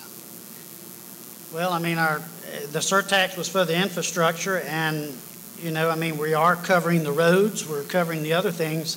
I don't know. I live in the north end of the county, so to encompass, I guess our needs are not as great sometimes in the north end, and maybe I don't see as much of the need what y'all have on the south end. But definitely any of the unincorporated parts of the county that have failing roads that may not be on these projects need to be covered for sure. Any of our county bridges that are not being addressed that need to be addressed for the infrastructure that's not currently listed for the surtax, those need to be covered for sure, because I go across a tremendous amount of bridges throughout Okaloosa County that I'm not saying that they're not up to par, but they could be widened and some things like that. So there's definitely some room to expand the surtax and fix some more of the infrastructure that a lot of the people in the county may not see, that's on the north end for sure. Thank you. You got it? You keep going. We're going to you on this one, Andrew. Can you provide specific examples of surtax projects you support or oppose and explain why? Well, I'll give you one example that was instrumental for the north. Back before I was even on the council, Commissioner Fountain was on the commission, and Senator Gates, past Senator President Gates, was the president for Triumph Gulf Coast. J.B. Whitten, mayor now, got everybody together in the room. We scheduled a large meeting. We got congressional level leadership. We've got Senate level leadership. We've got everybody at Warriors Hall. And we didn't walk out of that room until we had a plan. And that half-cent sales tax that we used for that, we got matching grant money from the city of Crestview, from the county, from Triumph Gulf Coast, and all levels were on the same plan, playing on the same team. So that is probably the largest. The Southwest Bypass, when it was originally budgeted, it was $219 million with the cost overruns. I haven't seen the current facts. I'd have to get with Jason Autry on what we're sitting at now. I know it's cost the city of Crestview an extra few million just to move some plumbing. So that surtax was instrumental in paying for some of it and being that multiplier. Thank you. Mary Ann, we're to you on this one. What infrastructure improvements do you believe are necessary to support the growth of tourism in the north end of the county, and how would you prioritize and fund these projects? Tourism in the north end of the county? Well, we've got the P.J. Adams bypass. Andrew called it the Southwest bypass. We're also going to need a southeast bypass heading over for the Shoal River Ranch. That's mostly not going to be for tourism, though. But if we can get some of the orphan parcels and do some tricky, the mayor of Shalimar was just talking about doing like a Baytown wharf over in the Shalimar area, but we can do something like that up in the north. And but I'd like to see the southeast corridor made towards the Shoal River Ranch. That's the infrastructure project that I'd like to see next. Thank you. All right, then. The North Planning Study has generated a lot of interest all throughout our county. The following questions will be pertaining to that. Starting with Andrew Rensich, what type of development or redevelopment would you like to see at the north end? The north end is going to have its good and bad. So one of the differences between the north and the south is the south's already built out. The north, we have to put the pipe in the ground, not just knock the building down. So the growth is going to be slower there. That's one of the reasons it's been so expensive and costly to get funding to go to the Shoal River Ranch and get sewer, and all the utilities ran to that. My focus is Shoal River Ranch. Yes, that's in District 1, but it is going to give us the industry jobs, the high-paying STEM and CTE-related jobs that can allow our students to graduate from our institutions and go immediately into the workforce. And same thing with our military members that are either retiring or exiting out of the service. You know, they've done numbers over the years with One Okaloosa, and we have increased our number of retention for those service members leaving the service and staying in our community. We want to continue to grow that. There we go. Okay, Carrie Pitzer, same question. What type of development or redevelopment would you like to see at the north end? Absolutely. So what we need is jobs, right? We need people to stop heading 85 to get a good paying job. So we actually currently, you guys have already paid for an interstate exchange at the Holt exit, and there is an industrial park there. So all we need is $2 million from the county. It was actually agreed upon a few years ago. The developers have agreed to develop that area. There was industry that we have already missed out on in this county. Amazon, Sefco, FedEx, Rugger Arms, all of those wanted to come in there, and we did not have sewage. West of Yellow River, there is no sewage. We're all on septic. So we need to make sure that this county is already using the things that we have paid for. We spent $11 million on the Shoal River Ranch when we have no way to get there from the interstate. It's going to be a great thing when it gets done. But let's use what we've already done with your taxpayers and make sure that we're bringing good jobs in. Wade Merritt, keeping it going. What type of development or redevelopment would you like to see at the north end? Well, I don't want to be the Debbie Downer, but obviously we do need jobs for sure. But can I just say none? I mean, growth is obviously coming and things like that for sure. But, you know, at the same time, I agree with Carrie that we do have the industrial park out there in Holt that seems like it's got tumbleweeds running through it, and it should have been utilized years ago.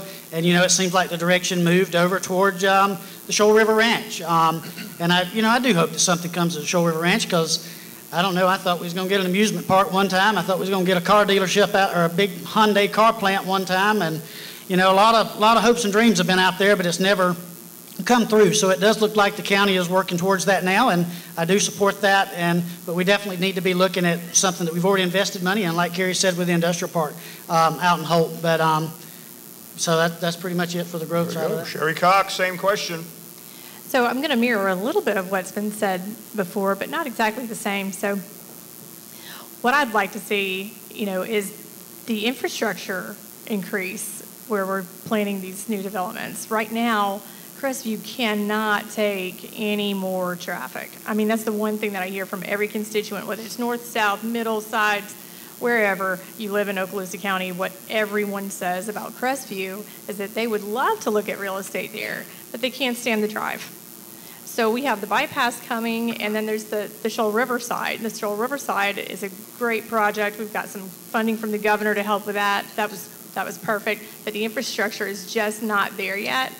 So what I'd like to see is, you know, some exploration there on what we can do to improve that, and how we can get some tax dollars back over from Tallahassee once again to improve the infrastructure there to grow in that area. Here we go. DeCarlo Garcia, your question, sir. The growth, I've said before, it needs to be responsible. I-10 is a major artery through this entire, you know, country. So there's a lot of traffic going through, as far as the north end is the Crestview area. So the bypass and any other road fixing that we need to, that's a big thing and a big necessity for any future projects, any future planning that we have. I would like for any growth to be, as I stated before, to be upward. So if you want people to come off the interstate, bring in revenue, bring in taxes and things like that, I'd rather keep them close to I-10, but not getting any further. The northern side has a lot of farmland. We don't want to encroach so much on that, not just because of runoff and overdeveloping land, but because of the crops that we have on the north end. It's actually more important than a lot of people may think. So I believe growth needs to be slow and responsible. All right, then certainly District 5 in the south part of the county, but you'll be voting on issues in the north end. So the same question, Marianne Wines, what type of development or redevelopment would you like to see at the north end? I want to see planned growth. I don't want urban sprawl. The North Growth study is coming out July 15th, 10 a.m. They're going to roll out a whole list of everything that they've come up with. We really can't make a whole lot of decisions until we see what they've come up with on that. But once we get the details of that study, we'll be able to know a lot more what we're going to need to do. I will say that one of the major projects that need to be done in the north is probably going to be the jail.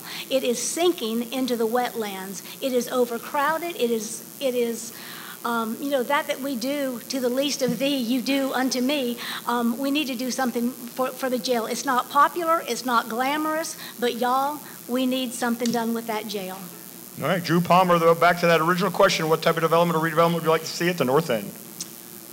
So just as the orphan lands are the solution for our housing needs here in the county, Shoal River Ranch is one of the answers to our economic development needs that we have in the North County. And with the military, with all of the research and development that the military does, there's always things that are not really fit for purpose that are developed by the military. I would love to see the county harness that, capture that, and develop that here locally, and then produce that at Shoal River Ranch. So if we can finish that development and develop Shoal River Ranch to be the economic powerhouse that it can be, that's going to be a game changer for the county. And just like Marianne said, the jail, holy smokes.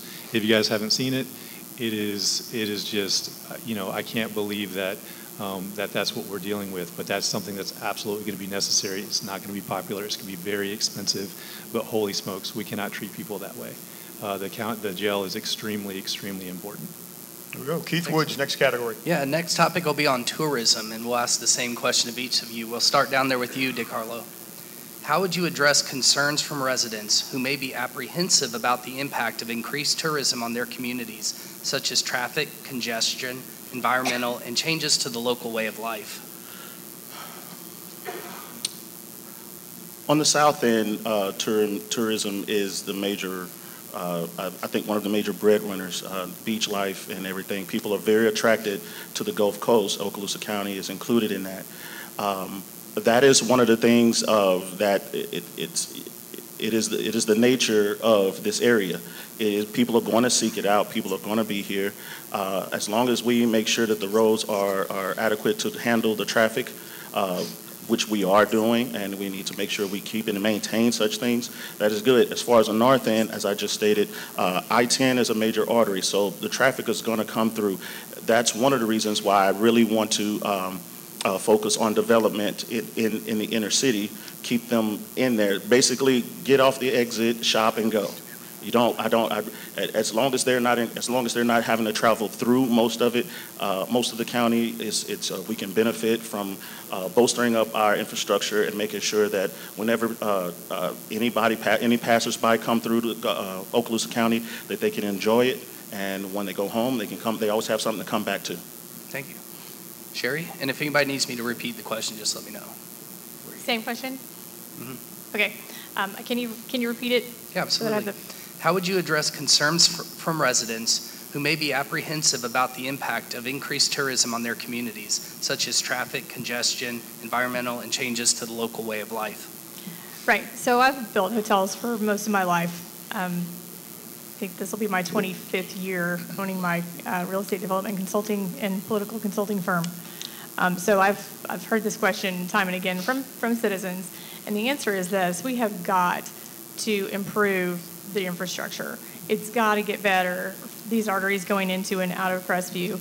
A little bit of a brainiac answer here that I've done some research on, just working in politics, talking to legislators, is that that right now we have traffic that almost all of the traffic that is Waze or Google Maps or what have you through our county, through Baker, is coming from arteries that wouldn't necessarily even come through Baker, right? So most of the feedback that you're getting from the north end of the county is from traffic that's rerouted there. Would you believe that your routing from Atlanta to come to Destin is going to go through Baker?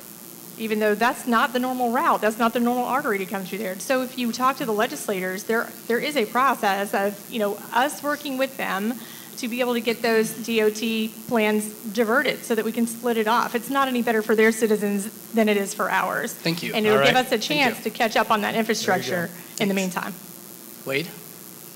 Well, I can say that I live it on a daily basis because I live just off of 189 in the Blackman community. And, I can assure you that myself and Carrie, for sure, I know we hear it on a daily basis of the growth and, the things and the tourism that's coming down through 189 and through the north end of our county. It is a major concern when you look back 5 or 6 years ago, I could come out, in Blackman up there and I could get on the road in just a few seconds. Now it can be up to a 9 to a 10-minute wait to try to get onto the highway up in the middle of nowhere with traffic coming and going left and right. And I think the major concern with what we see on the north end of the county is, we don't really benefit from tourism a whole lot, but we sure get to bear the burden of all of it that comes through the county. And I'm not down on anybody on the south end of the county that makes money off of tourism. I understand that, and that's the way of life, and that's wonderful. But, it's just a shame that we haven't figured out a way, and the only way I know to do it, I guess, is through roads, or at least a diversion. But if you divert it over to 85, then those people are going to suffer the same thing that we're suffering on 189. Thank you. Carrie? All right, so our tourism budget jumped 66% from 23 to 24. So we have got people coming, right? Thanks COVID and the free state of Florida, everyone wants to come here. It's a great thing. I grew up in Auburn, Alabama, and I came to Destin all summer, all spring break.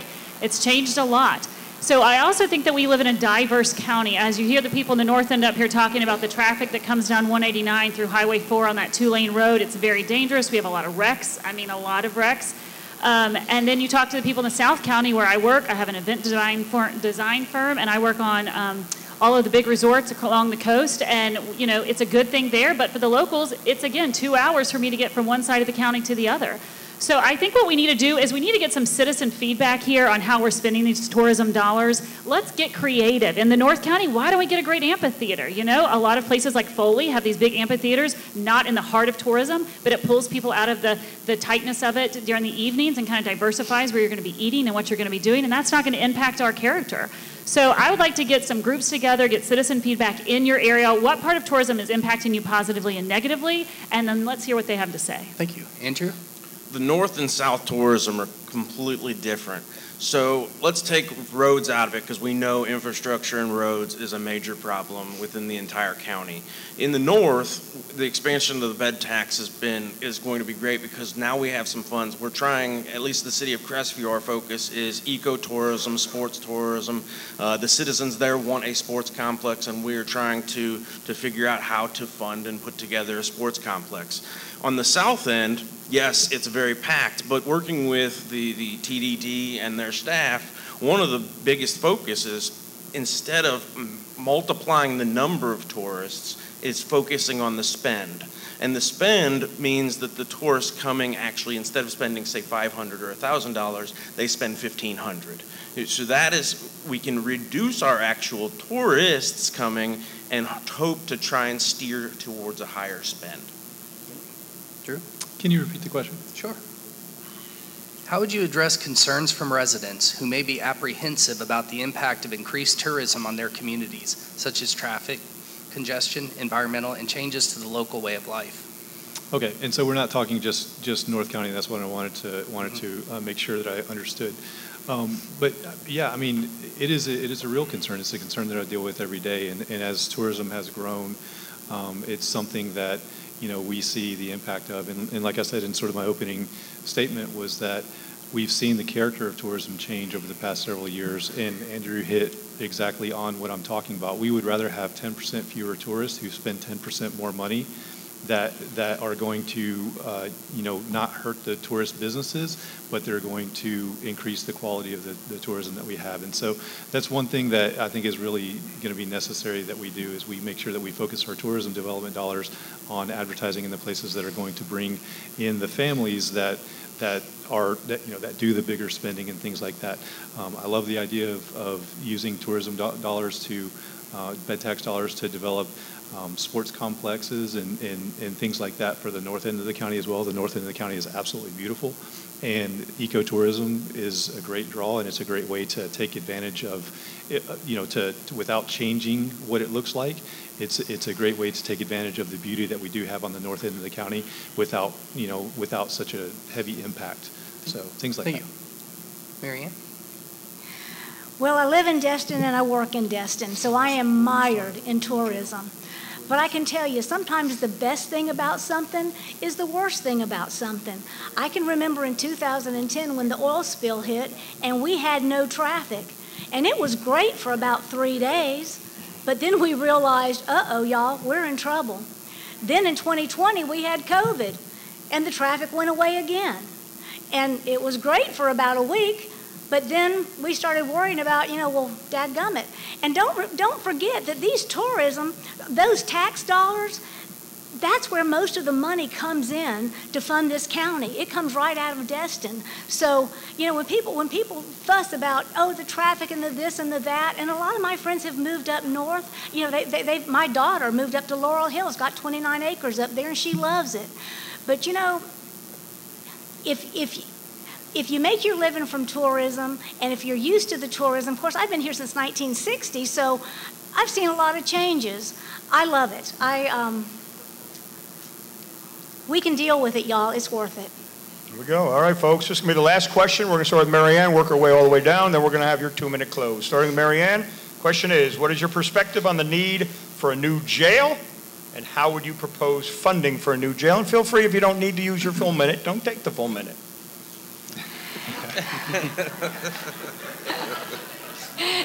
Yes, we need the new jail. Absolutely. Thank you. How about the funding aspect of it? We have a second phase. How would you propose funding for the new jail? Same question for all. Well, we're going to have to rely on grants. We're going to have to work with state, and we're going to have to work with federal. We don't have a plan for it yet. It's not in the works. So I don't believe the county has an answer for that yet. I don't have an answer off the top of my head. But my degree's in accounting. I'm good with numbers. We'll figure it out. I can promise you that. Drew Palmer, same question. Same question. So absolutely we need a new jail. There's no question. Again, if you haven't seen it, it's something that will just really kind of change your perspective on things. So the jail is extremely important, and the way that we're going to fund it is going to have to be state, federal money as well. But also, it's going to have to be a bond. We're going to have to issue bonds, and we have to figure out how to issue those bonds and make sure that we have the money available to pay for the jail.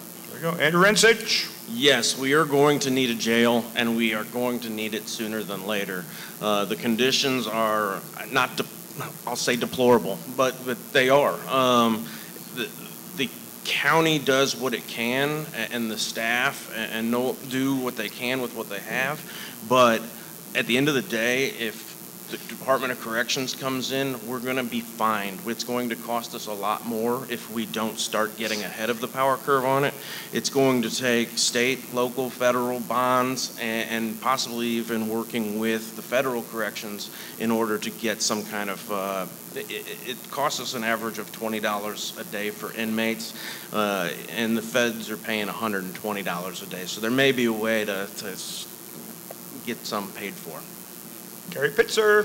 All right, so our jail is on a 17-acre plot and it's surrounded with wetlands. So as you hear, it is sinking into the ground. We have an $80,000 a month budget for water. So that's not really making things great. It's literally sinking. We need a larger complex. We need a judicial complex is what I fully believe. I think that's going to cost about $100 million. We don't have that anywhere in our budget, I will confirm. No one has a plan yet, but we are going to have to join together because really soon when we have an issue, as we are at 120% occupancy rate and we have a 90% unsentenced rate. We got to get these people sentenced and out of the jail and open up some availability because if not, you taxpayers are going to be paying for the legality of it. Wade? I absolutely agree that we need a jail, that's for sure, because I've not visited it and I hope not to. But at any rate, I have been out there, and you can tell that it's in a swamp, and I am deprived of the water bill and things like that. I couldn't imagine an $80,000 water bill. That's insane.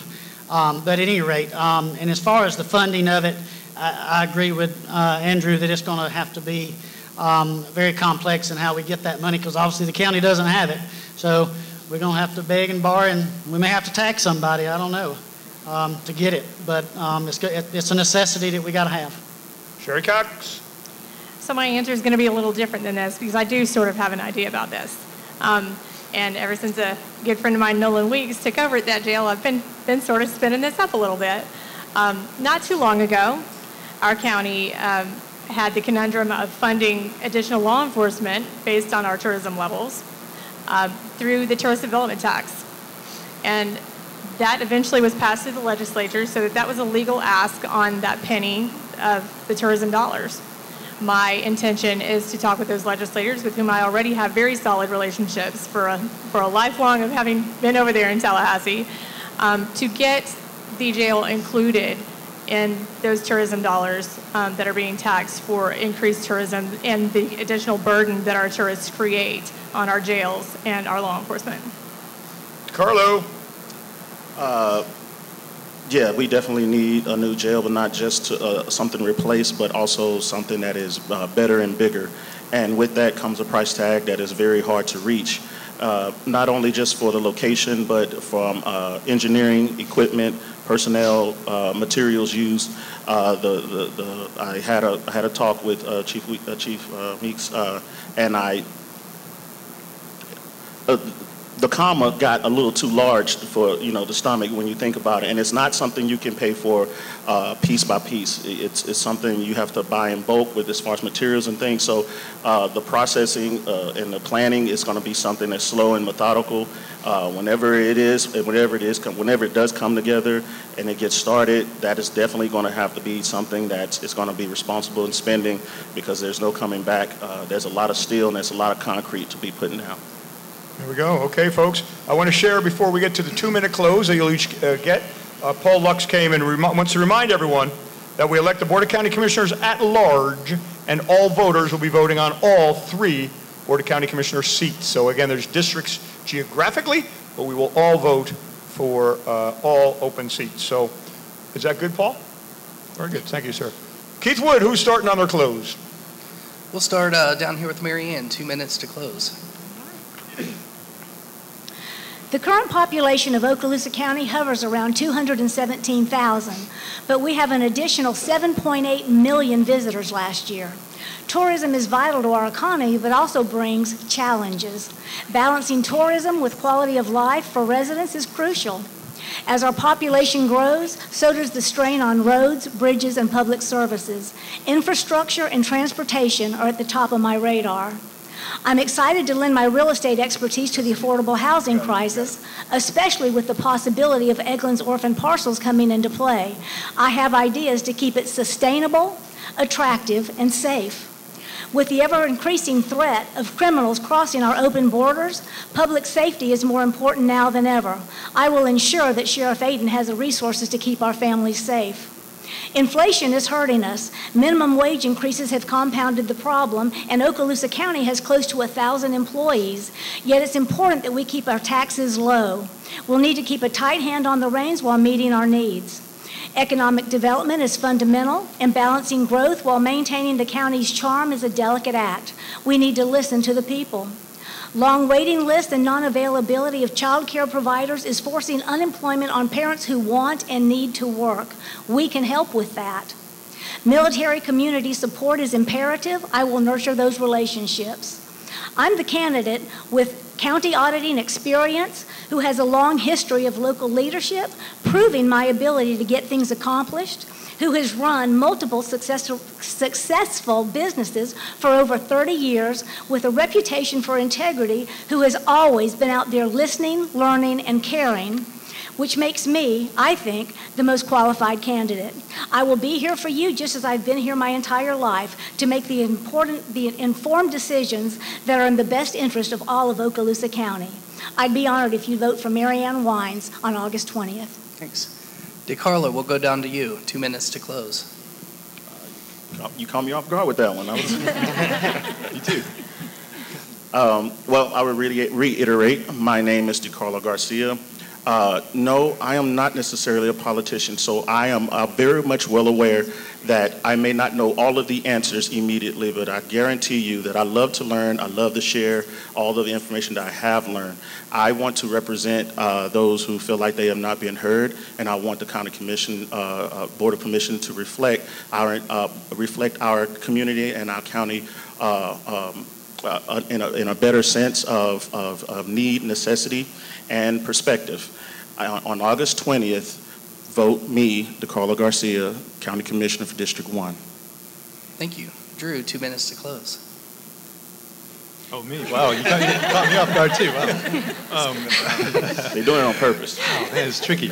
I got it all relaxed. Hey, so I'm Drew Palmer. Please vote for me for County Commissioner, District 5. I joined the Air Force when I was 17.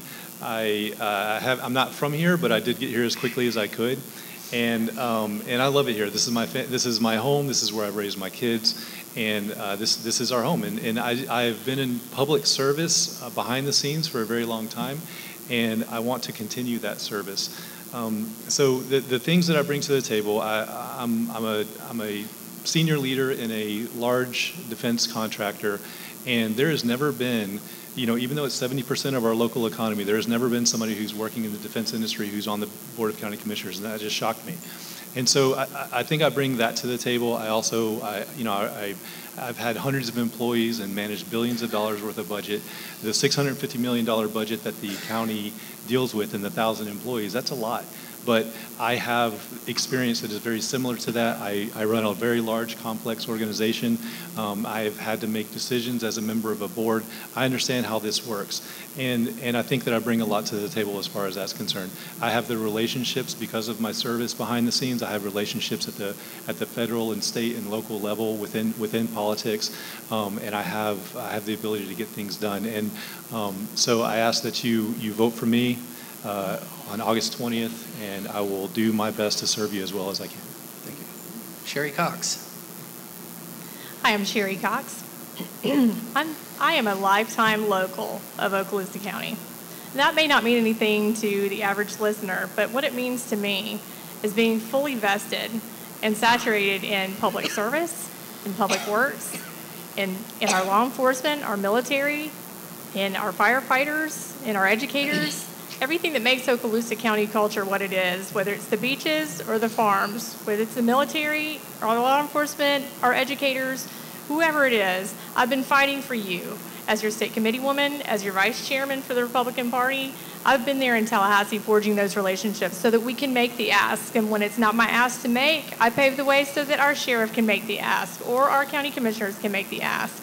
In this case, I think what I uniquely bring to the situation of this election is somebody on the Board of County Commissioners who is experienced in real estate development code, who knows what planning a responsibly planned community looks like as compared to a community that destroys its environment, it destroys the culture around it.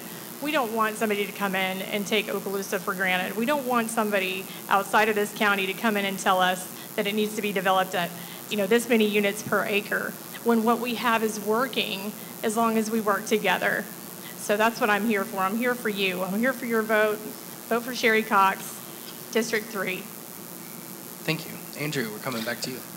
10 years ago, I would have never thought about politics. I was U.S. Army Green Beret. The blinders were on. It was all about mission first. Step forward to 2018 when I left active duty. It was to get more involved in the local community, and I did that. In the city of Crestview, we've made leaps and bounds on the way things happen. We've have community growth there that people want to be there now. We've taken the actual millage rate down twice in the last 5 years. And over the last few years, besides running my companies and launching a new aerospace company, we have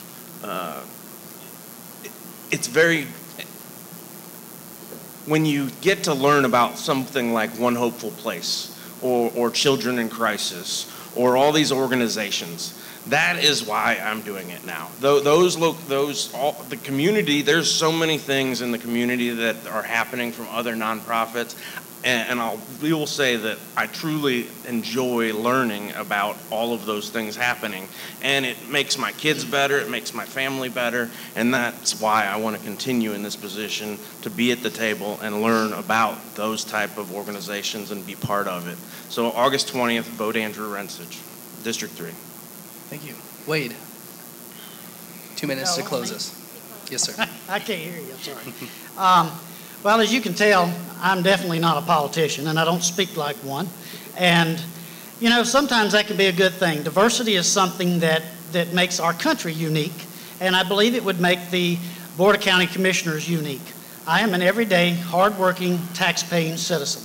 You know, I see things from a different perspective than a lot of people. I would say the upper 10 or 15% of a lot of the people that make a lot of decisions in our county that a large number of the hardworking taxpayer has to deal with, put up with, and maybe we don't feel like we get a voice sometimes. So, you know, it's not a very complex thing that we're trying to do here. We're trying to govern the county. We're trying to do the best thing that we can do for the citizens and the people that live here, work here, and play here. I just want to make sure that, you know, for me to live here and to work here and for my kids to grow up here, I want to be sure that they can enjoy it too.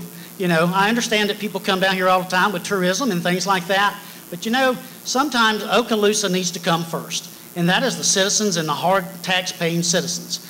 And I mean, that's dear to me, and I think that we need to preserve a way of life in the rural end of the county for sure, and also if you live in the south end, we need to preserve your way of life. And it's just important that we work together and we strive together to be one Okaloosa and just try to do the best that we can do for our communities and be good stewards of what we have.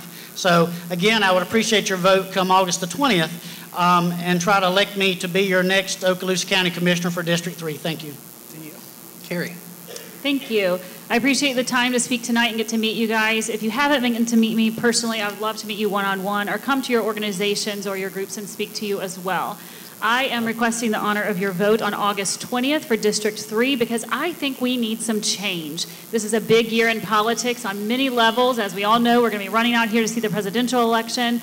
But we have 3 seats available on this board, and 3 seats is a big time on a board of 5. It is time to really educate yourself on every candidate, where they stand, what they're working for, and who they're working with. Make sure that you're getting correct information.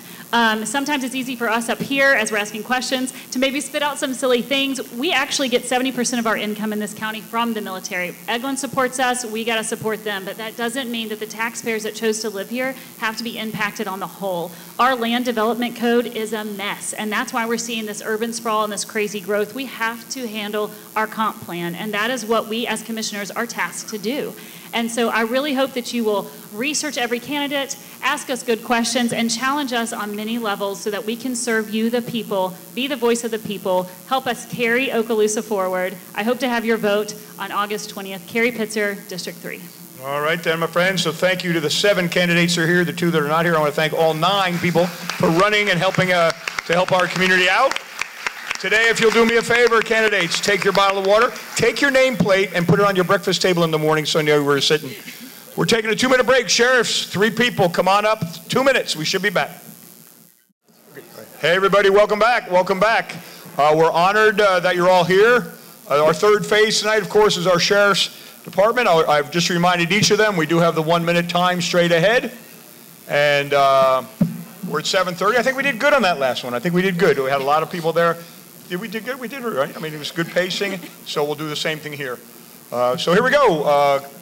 Keith Wood, my friend, let's start off with where are you starting your introduction? Yeah, we'll start down there with Eric. 1 minute for an introduction. 2-minute introduction? 1 minute. Oh, 1 minute. All right. Lord. So I was born here on Eglin Air Force Base. My father was a young pilot that was training here on Eglin. My mom was a school teacher here at Shalimar Elementary for 25 years. My brother and I grew up here in the school system. You know, I was going to Florida State because I had an early dream to become the sheriff one day. Didn't know exactly how to make that happen, but I knew Florida State had the greatest criminology program in the country. And even though I'm a big Auburn fan, I decided to go to Florida State. And I did, and I was in my junior year and did an internship at the sheriff's office. I kind of had the idea that I'd go to the feds and work there, and I had some opportunities to work there, but it was not until I interned with the Okaloosa County Sheriff's Office junior year of my in college that I fell in love with it. And my mom said, "Don't you want to stay, honey, and go to law school and I'll take care of it?" I said, "Oh, heck no. I want to come back and make $17,000 a year as a deputy sheriff," and that's exactly what I did. I guess I'm out of time, so I got about a third of the way through. You got a 2-minute close. Don't forget that. Next up, Ronald. Well, hey, appreciate y'all sticking around. My name's Ron Livingston. I've been with the Florida Highway Patrol for 32 years. Out of that 32 years, 20 years I've been in a supervisor role. I've been an instructor for about 23, 25 years. I've got a bachelor's degree in criminal justice administration. Talking about family, I wasn't born and raised here, but I'm a third-generation state trooper. My grandfather was a trooper in Okaloosa County, became an Okaloosa County judge. My dad was born and raised in Okaloosa County. He became a trooper. So I guess it's kind of in the blood. That's all I know. Being a public servant is what I've done for 32 years. I've done it for the state of Florida. Now I want to do it for Okaloosa County. So I hope y'all look at my website, look into me, call me. Be interested to talk to you. Thank you. Mr. Perillo. My name's Eddie Perillo. I was born and raised here. Biggest move in life was from Marietta to Fort Walton.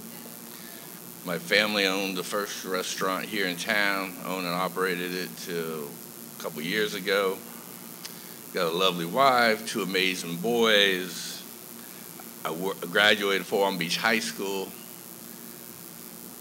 worked at Fort Walton PD, then went on to Okaloosa County Sheriff's Office, took an early retirement, been here ever since, very interested in being the sheriff of Okaloosa County, making a few changes, and being here, doing positive things. Thank you. All right, Keith Wood, get us started. Yeah, we'll start with you, Ronald. In light of recent high-profile events involving sheriff's deputies, what steps should the department take to mitigate community concerns? You know, I think that one of the biggest issues is you know, I've been in training for, like I said, about 20 plus years, almost 25 years. And out of that, I have been focused on firearms training is one of my biggest disciplines that I teach. And I think that the biggest issue is training. I think we need to focus on training. We got the state-of-the-art facility right up here in Crestview, and I think we need to use it. You know, the society that we live in, we never know what tomorrow's going to bring. We don't know if there's going to be an active shooter in Crestview, which God knows we don't ever want, or in Fort Walton Beach. Why aren't we training amongst every agency in this county to focus to make sure that we don't have the issues that we've had in the past? As the next sheriff, I will make sure that we focus on what we need to focus on as far as training to make sure that we're the top of the line agency in the state of Florida. Thank you. Eddie? Repeat that question, please. In light of recent high-profile events involving sheriff's deputies, what steps should the department take to mitigate community concerns? Basically, better training or more training, accessible to the people, to hear their issues, how they feel, to make them feel safe and know that they're going to be protected for what, you know, no matter who they are. Thank you. Eric, to you, and I'll switch it up just a hair from should to have, if you'd like to answer that. In light of recent high-profile events involving sheriff's deputies, what steps have or should the department take to mitigate community concerns? I could go for 10 minutes on this, but I'll just say that our agency is a model agency for training. You know, my opponents are going to say they want to do intensive training. The state requires once every 4 years that you review your policies, you focus on less lethal training, you do firearms training, and you do psychological and defensive tactics training. So that's once every 4 years. We do that every year, so 4 times what the state requires. We also have what's called the RIGHT training, which was racial intelligence training and education. We do de-escalation training. Everybody in our agency goes through the CIT training, which focuses on dealing with people with mental challenges or substance abuse challenges. It also deals with critical incidents. We do a mandatory for all of our supervisors to do mandatory critical incident management training. And I'll just say this, we have a $5 million facility. My predecessor, it was his passion with the half-cent sales tax to build that. And all agencies, to include municipal, county, and state, and federal agencies, train at our facility. Thank you. You're on a roll, Ben. Yeah. We'll stay with you, Eric. What are the biggest challenges facing the department? Oh, by far, well, since Adam and Eve, domestic violence is just always going to be there. But the biggest challenges that we face right now from a law enforcement standpoint is the opioid crisis, the fentanyl crisis. It's coming across the border in massive amounts. We're killing more people in our communities, and we're working with the Department of Health and with an initiative Chief Beige and I and some other municipal police chiefs started around the county. We are working with trying to do something that's different than hardly anybody else does, and that's we're going to, within 24 hours, we're going to send a law enforcement officer and someone from the mental health department to go out and try to offer resources to these people that are overdosing. And the statistics show that it's roughly about 30% that those people do not overdose if they're given those opportunities within 24 to 48 hours. Thank you. Eddie, biggest challenges facing the department? Probably the drugs and obviously regaining the trust within the community. I think the department has lost trust recently or over the last couple of years because of incidents. But if you're talking about crisis like drugs and stuff like that, we need to crack down. I think we need more deputies on the road, more specialized units, community policing to help with all that. That's it. Thank you. Ronald? Good question. So there's a lot facing it. Manpower being one of them. You know, I'm out here on the road every day. I run into these deputies. I talk to them. A lot of them are friends. But manpower. And one of the biggest issues is at the gas pumps, I see Santa Rosa County deputies. I see Walton County deputies. And they all live in Okaloosa County. So why aren't they working for Okaloosa? Why are they going to our neighboring counties? One, we obviously need to focus on the money. We need to focus on the deputies. Make sure that we retain our talent that we got. Make sure we focus on them, focus on their upward momentum. Make sure that they're taken care of.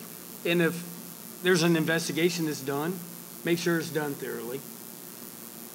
The second thing is drugs, which I'm out of time. Eddie, we'll come back to you on this one. Last August, the State Attorney General announced that Circuit 1, which encompasses Escambia and Walton County, had the highest opioid death rate per capita in the state. What do you see as the role of the Sheriff's Office in combating the opioid epidemic, and what agencies and or stakeholders could the department partner with to accomplish that? We need to come up with programs and bring in more of the agencies like the ATF and the marshals to help crack down and figure out how the drugs are getting in here. Crack down on the people that are bringing the drugs and make sure they go to jail. Stop the influx of it and the people that are using the drugs that are killing themselves.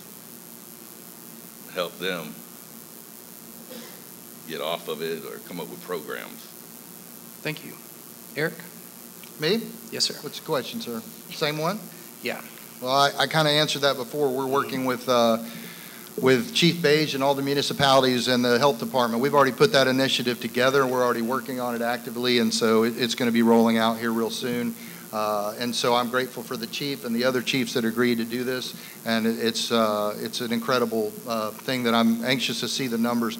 But while we're talking about it, I guess I've got 40 seconds to burn. I'll say that, you know, building trust is something I've did my whole life. I mean, I wouldn't be sitting here if I didn't build relationships. And I think that if you have any question about the trust and transparency. I think anyone involved in any of the incidents that you've heard about, there's 980,000 contacts with our citizens. And those citizens will tell you, thank you for what you do. We appreciate what you do. There was only one person on this earth that was created that was perfect, and he's been dead for nearly 2,000 years. Thank you. Ronald? Good question. You know, living in the north end of the county, I see it every day.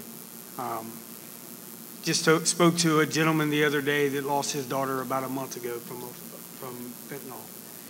You know, it's a devastating issue that we're going to constantly have to focus on. But there's plenty of plans out there. You know, there's state agencies, there's county agencies, there's city agencies, and we've got to focus and get every agency to work together. That goes back to my point of there's a phenomenal training center in Crestview. Why isn't every agency out there? You know, why aren't we focusing on everybody? Get everybody at the table. Because everybody's got the same issues. Fort Walton's got the issues. Crestview's got it. Niceville's got it. We all need to be sitting at the round table. We need to be coming up with what plan are we going to take to fix it. And then we need to make sure that we have a zero policy. That if we catch you, we're going to put you in jail. And that needs to be focus number one and put out into the community. And stick with it. Here we go. You've mentioned, several of you mentioned the collaboration with municipalities, and I'd like to know, how would you collaborate with our municipalities, and would you be willing to sign a strong mutual aid agreement with each? How would you collaborate with our municipalities, and would you be willing to sign a strong mutual aid agreement with each? Starting with you, Ron. The answer to that question is yes.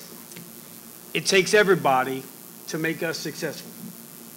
The sheriff's office isn't going to be successful on its own. Niceville PD is not going to be successful on their own. Crestview is not going to be successful on their own. It takes every municipality to work together.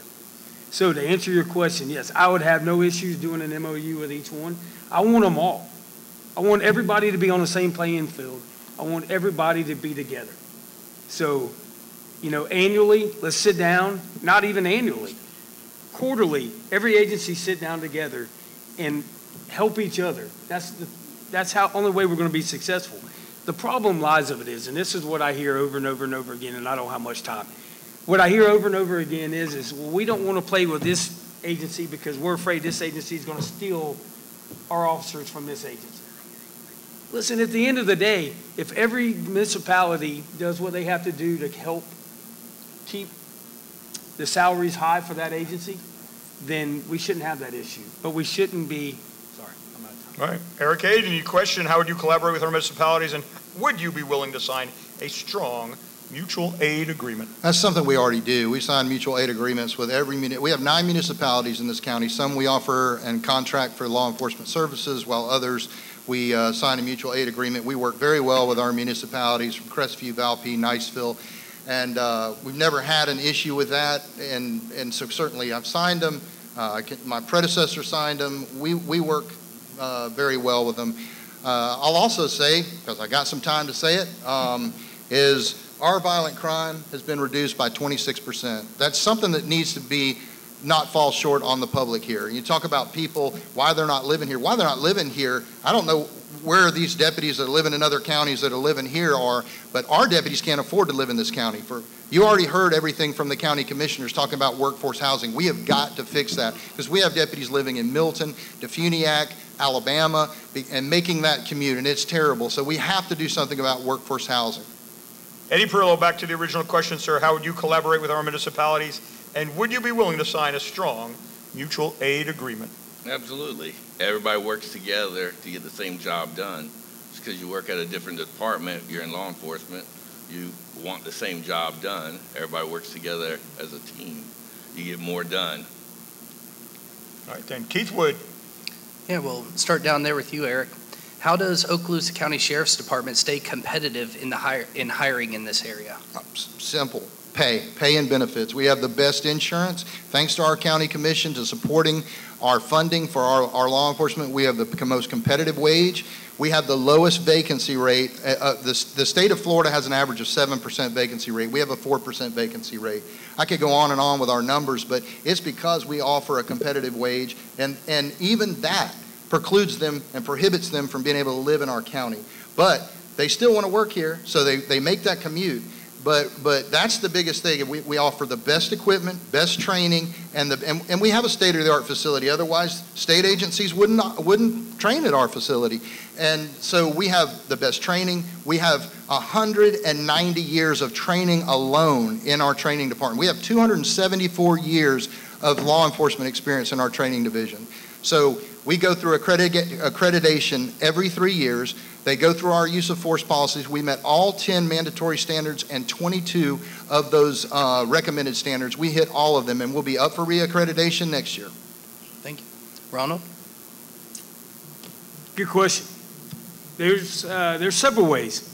One is I think if we take care of our people, the word will get out.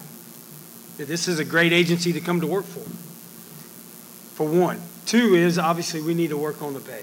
We need to be comparable to the other agencies on either side of us. Santa Rosa, Walton County is getting pay increases. Matter of fact, they got one coming here pretty soon. So, I mean, if you look at our neighbors, we should be by far above both of them. The state's constantly giving pay raises. Okaloosa County needs to. And the answer to your question is I know many people that are living right here that are working in the neighboring counties. The second thing is we need to focus on our training. And, you know, that was what was brought up earlier was there's 200 and something years. There's some phenomenal trainers out there. Phenomenal trainers out there. I see them every time I go to the range. And would love to keep that relationship going. Thank you. Eddie? See, that's me again. How does the Okaloosa County Sheriff's Department stay competitive in hiring in this area?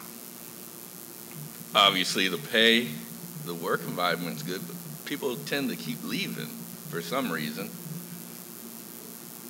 You keep more deputies on the road, so they're not spread out as bad, so they get help, they get relief, which will add more trust and more contact with the community once they're out there.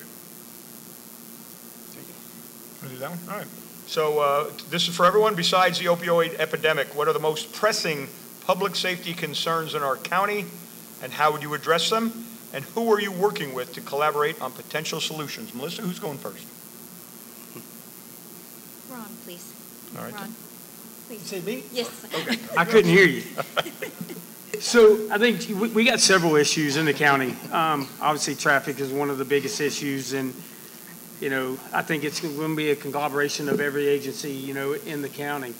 One of our other issues is making sure that our deputies are taken care of, and by doing that, making sure that we're taking care of the road deputies. Obviously, the command staff, they're there to support the road deputies. So I think if we can put our focus where the focus needs to be, we'll attract what we need to attract. But, you know, outside of the drug issue, our traffic issue is what it is. I mean, I don't see it changing anywhere in the near future in the years to come.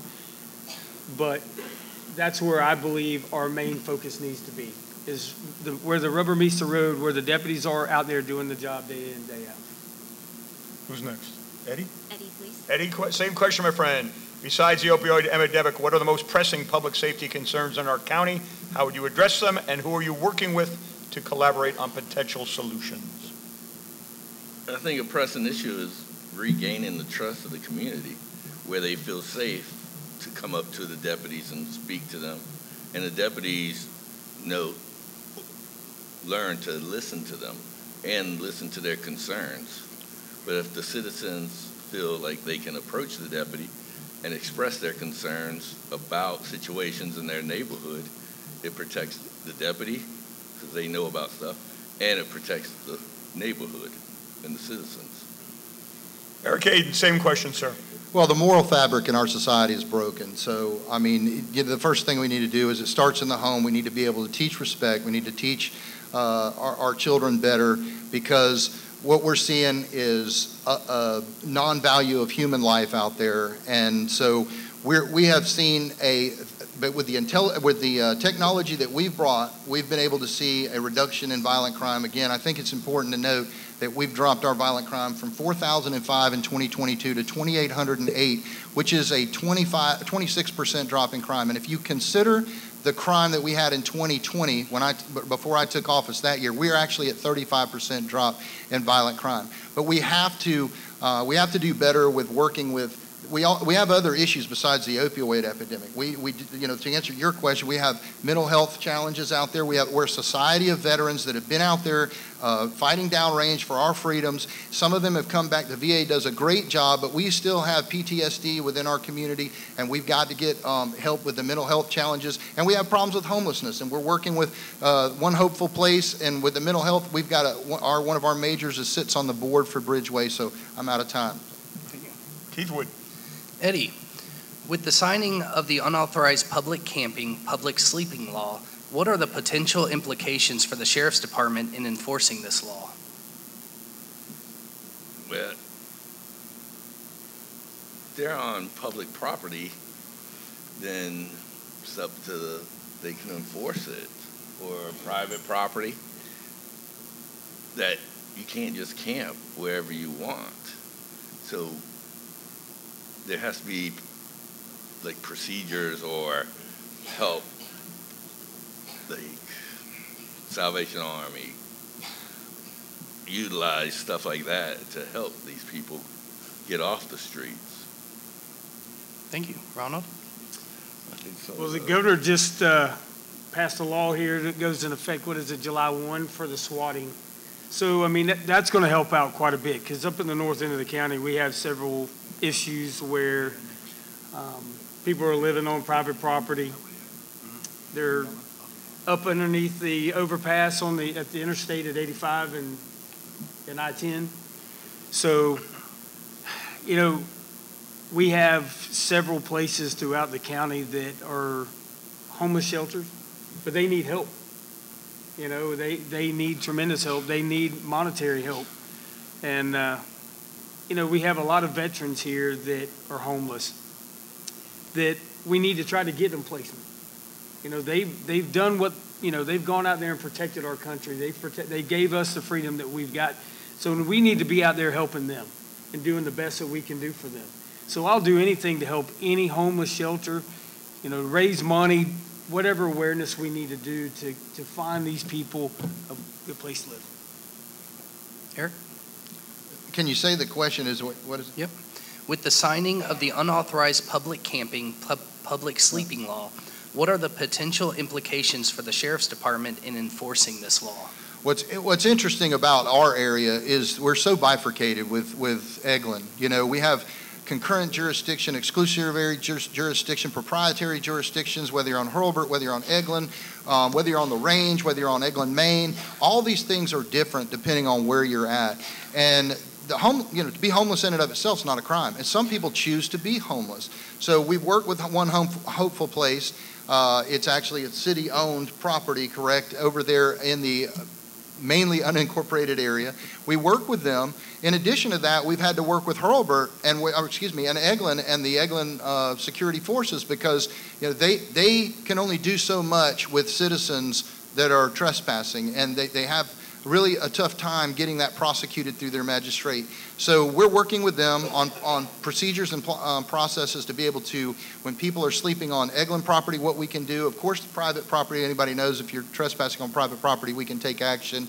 So we are working with all of those entities, the homeless shelters, but a lot of those people don't just stay at One Hopeful Place. They're dispersed throughout our county, as the opponent said. They're everywhere. It's a huge problem across the country.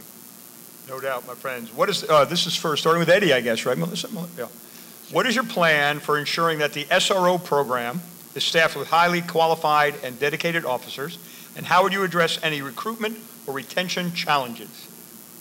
Starting with Eddie. the SRO program is very valuable, and a lot of people want to be in it. Just keep up their training, send them to schools, make sure they're active and very vigilant in their school. We'll jump down to Eric Aiden on the next one, sir. Well, do I get Eddie's time? Okay, you start me over. So, no, I was a SRO in 97, 98. I was one of the first SROs to go into the schools.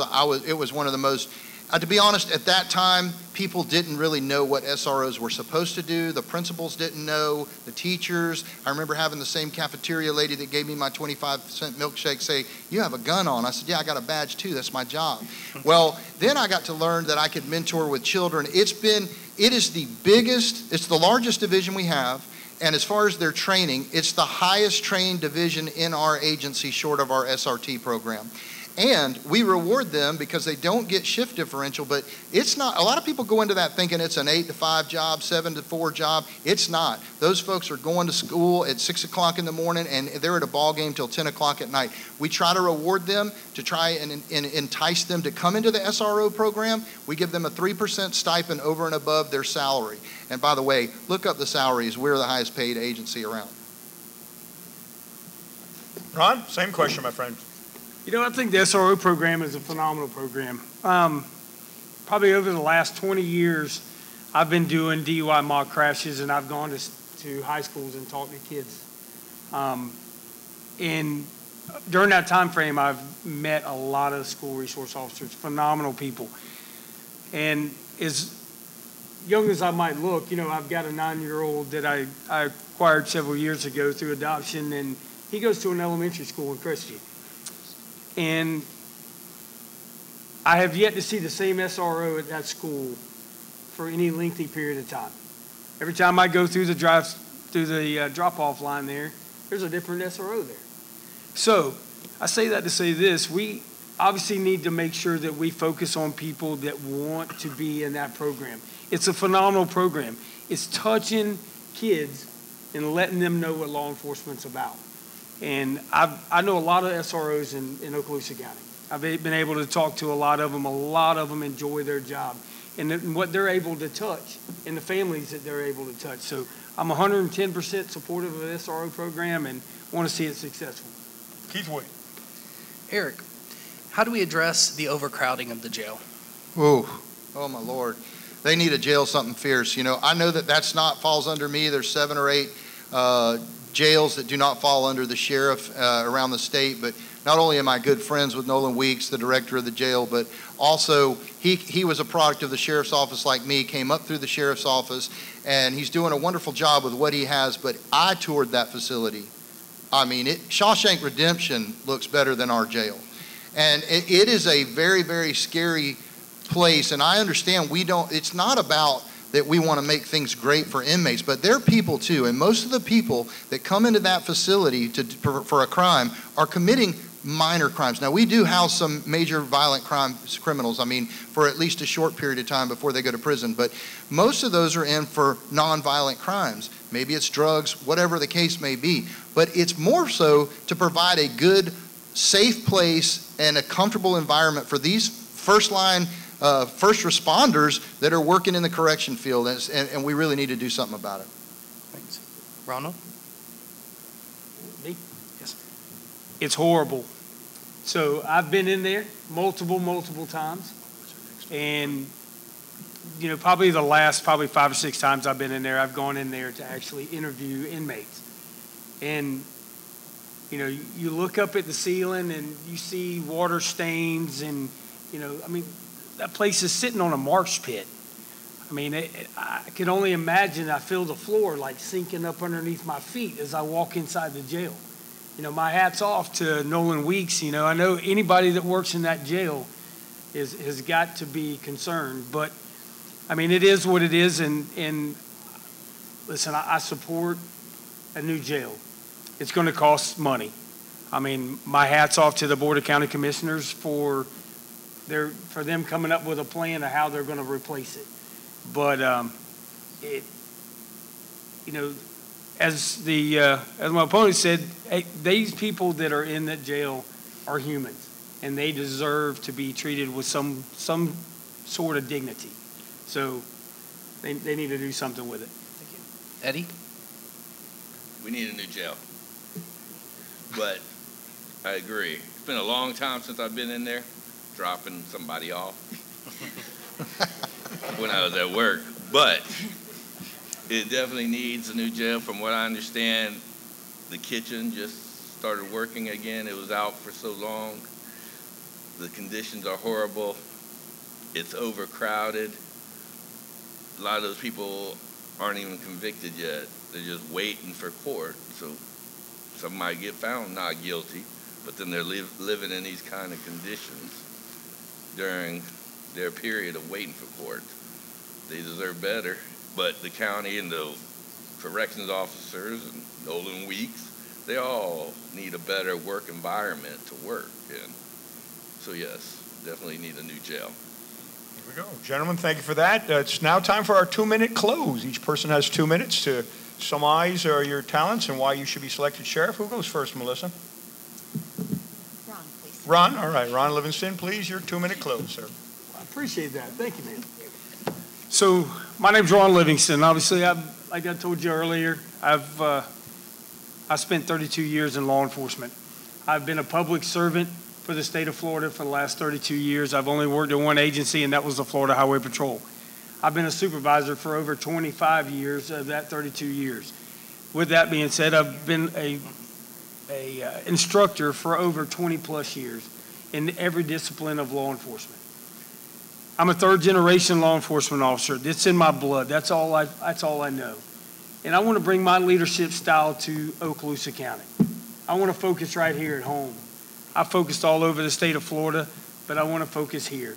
I want to bring the trust of the deputies. I want to retain the trust. I want to retain the good talent that we have here, not drive the people to the next counties or to another agency. I want to enhance the training that's going on, not do the minimum for the state of Florida. You know, the state of Florida requires us to do so much training every 4 years, like my opponent said, but that's not what I want. I want to focus on what saves the lives of the deputies, what saves the lives of the community. The community that we live in and the world we live in, I know because I'm out here where the rubber meets the road. I work with these deputies every day. I work with every city police officer in Okaloosa County deputies, Walton and Santa Rosa. I know what they tell me. So I want to enhance that training. I want to make sure that the transparency, I want to lead from the front, not lead from the rear. So I ask you, please look at my website, ronlivingstonforsheriff.com. My number's on there. Feel free to give me a call. I answer it. Thank you very much. Thanks for your attendance. All right. Edward Perillo. 2-minute recap, my friend. Okay. My name's Edward Perillo. I've been here all my life. Obviously, I care about this community and care what happens. Care about the trust. Be an active sheriff, transparency, have an open door policy to the public where they can come in maybe once a month, have a coffee meeting with the sheriff. They can give their concerns and come up with the answer to it. If we don't have it right then, the next meeting.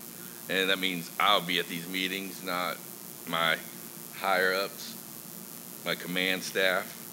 You know, regain the trust of the community. Come up with, years ago, there was like organized units like street crimes, community policing, traffic unit, bring those back. That helps the community and regains the trust of the community. Plus it helps the deputies on the road with their work. Relieves a lot of stress. Plus you see more law enforcement on the road, more deterrent it's gonna be. That's it. All right, Eric Aiden, 2-minute closing, All right, sir. I'll finish with, so I went to Florida State and came home and I started as a deputy sheriff and I worked my way up in every rank of the sheriff's office from sergeant to lieutenant to captain to major and I touched everything that the sheriff's office has, even my last role as the administrative major. Before becoming administrative major, I was chosen to go to the FBI National Academy where I received a criminal justice graduate certificate in criminal justice from the University of Virginia. So I came back and I ran. It was the first unopposed race for sheriff in the history of our county. I was unopposed until right before the deadline for this race as well, and now I've got 2 opponents, which is fine. But here's what I want to say to you. You know, it's easy to steer a ship in calm waters. It's a lot harder for any of you captains that have ever driven a boat to ride through rough waters. And I can tell you, I'm real proud of our agency. I'm real proud of our community. We are a community of diversity and harmony. And the transparency, I mean, come on. Why don't you take a look at voteaiden.com. Look at the list of endorsements that I have. Look at the different demographics of those endorsements and see who has endorsed me to run. If I haven't proven anything, it's been transparency, integrity, and accountability. And when I first became the sheriff, the first meeting I had was the NAACP, and I said, if anything ever happens, give me the opportunity to prove that I'm not trustworthy, accountable, and transparent. And that's why I have their support. And I will tell you this too. Randy Nelson, he's a doctor of relationship building. And he went to the FSA the other day, and the president of the FSA called me and said, you know, he said, I studied that sheriff in Okaloosa County. He said, that guy is an absolute model, and their agency is a model for being able to go through a crisis calmly. And I will tell you, it's not just me. It's the 500 men and women that put their lives on the line for you and your public safety every day. VoteAiden.com, August 20th. All righty then. Gentlemen, I want to thank you very kindly for helping out here today. I want to thank Rochelle and Seth for helping set up, Bob Levinson for the sound, RJ Murdoch for the video, and our friends from ECAR, Melissa and Keith Wood. Thank you. Good to see you.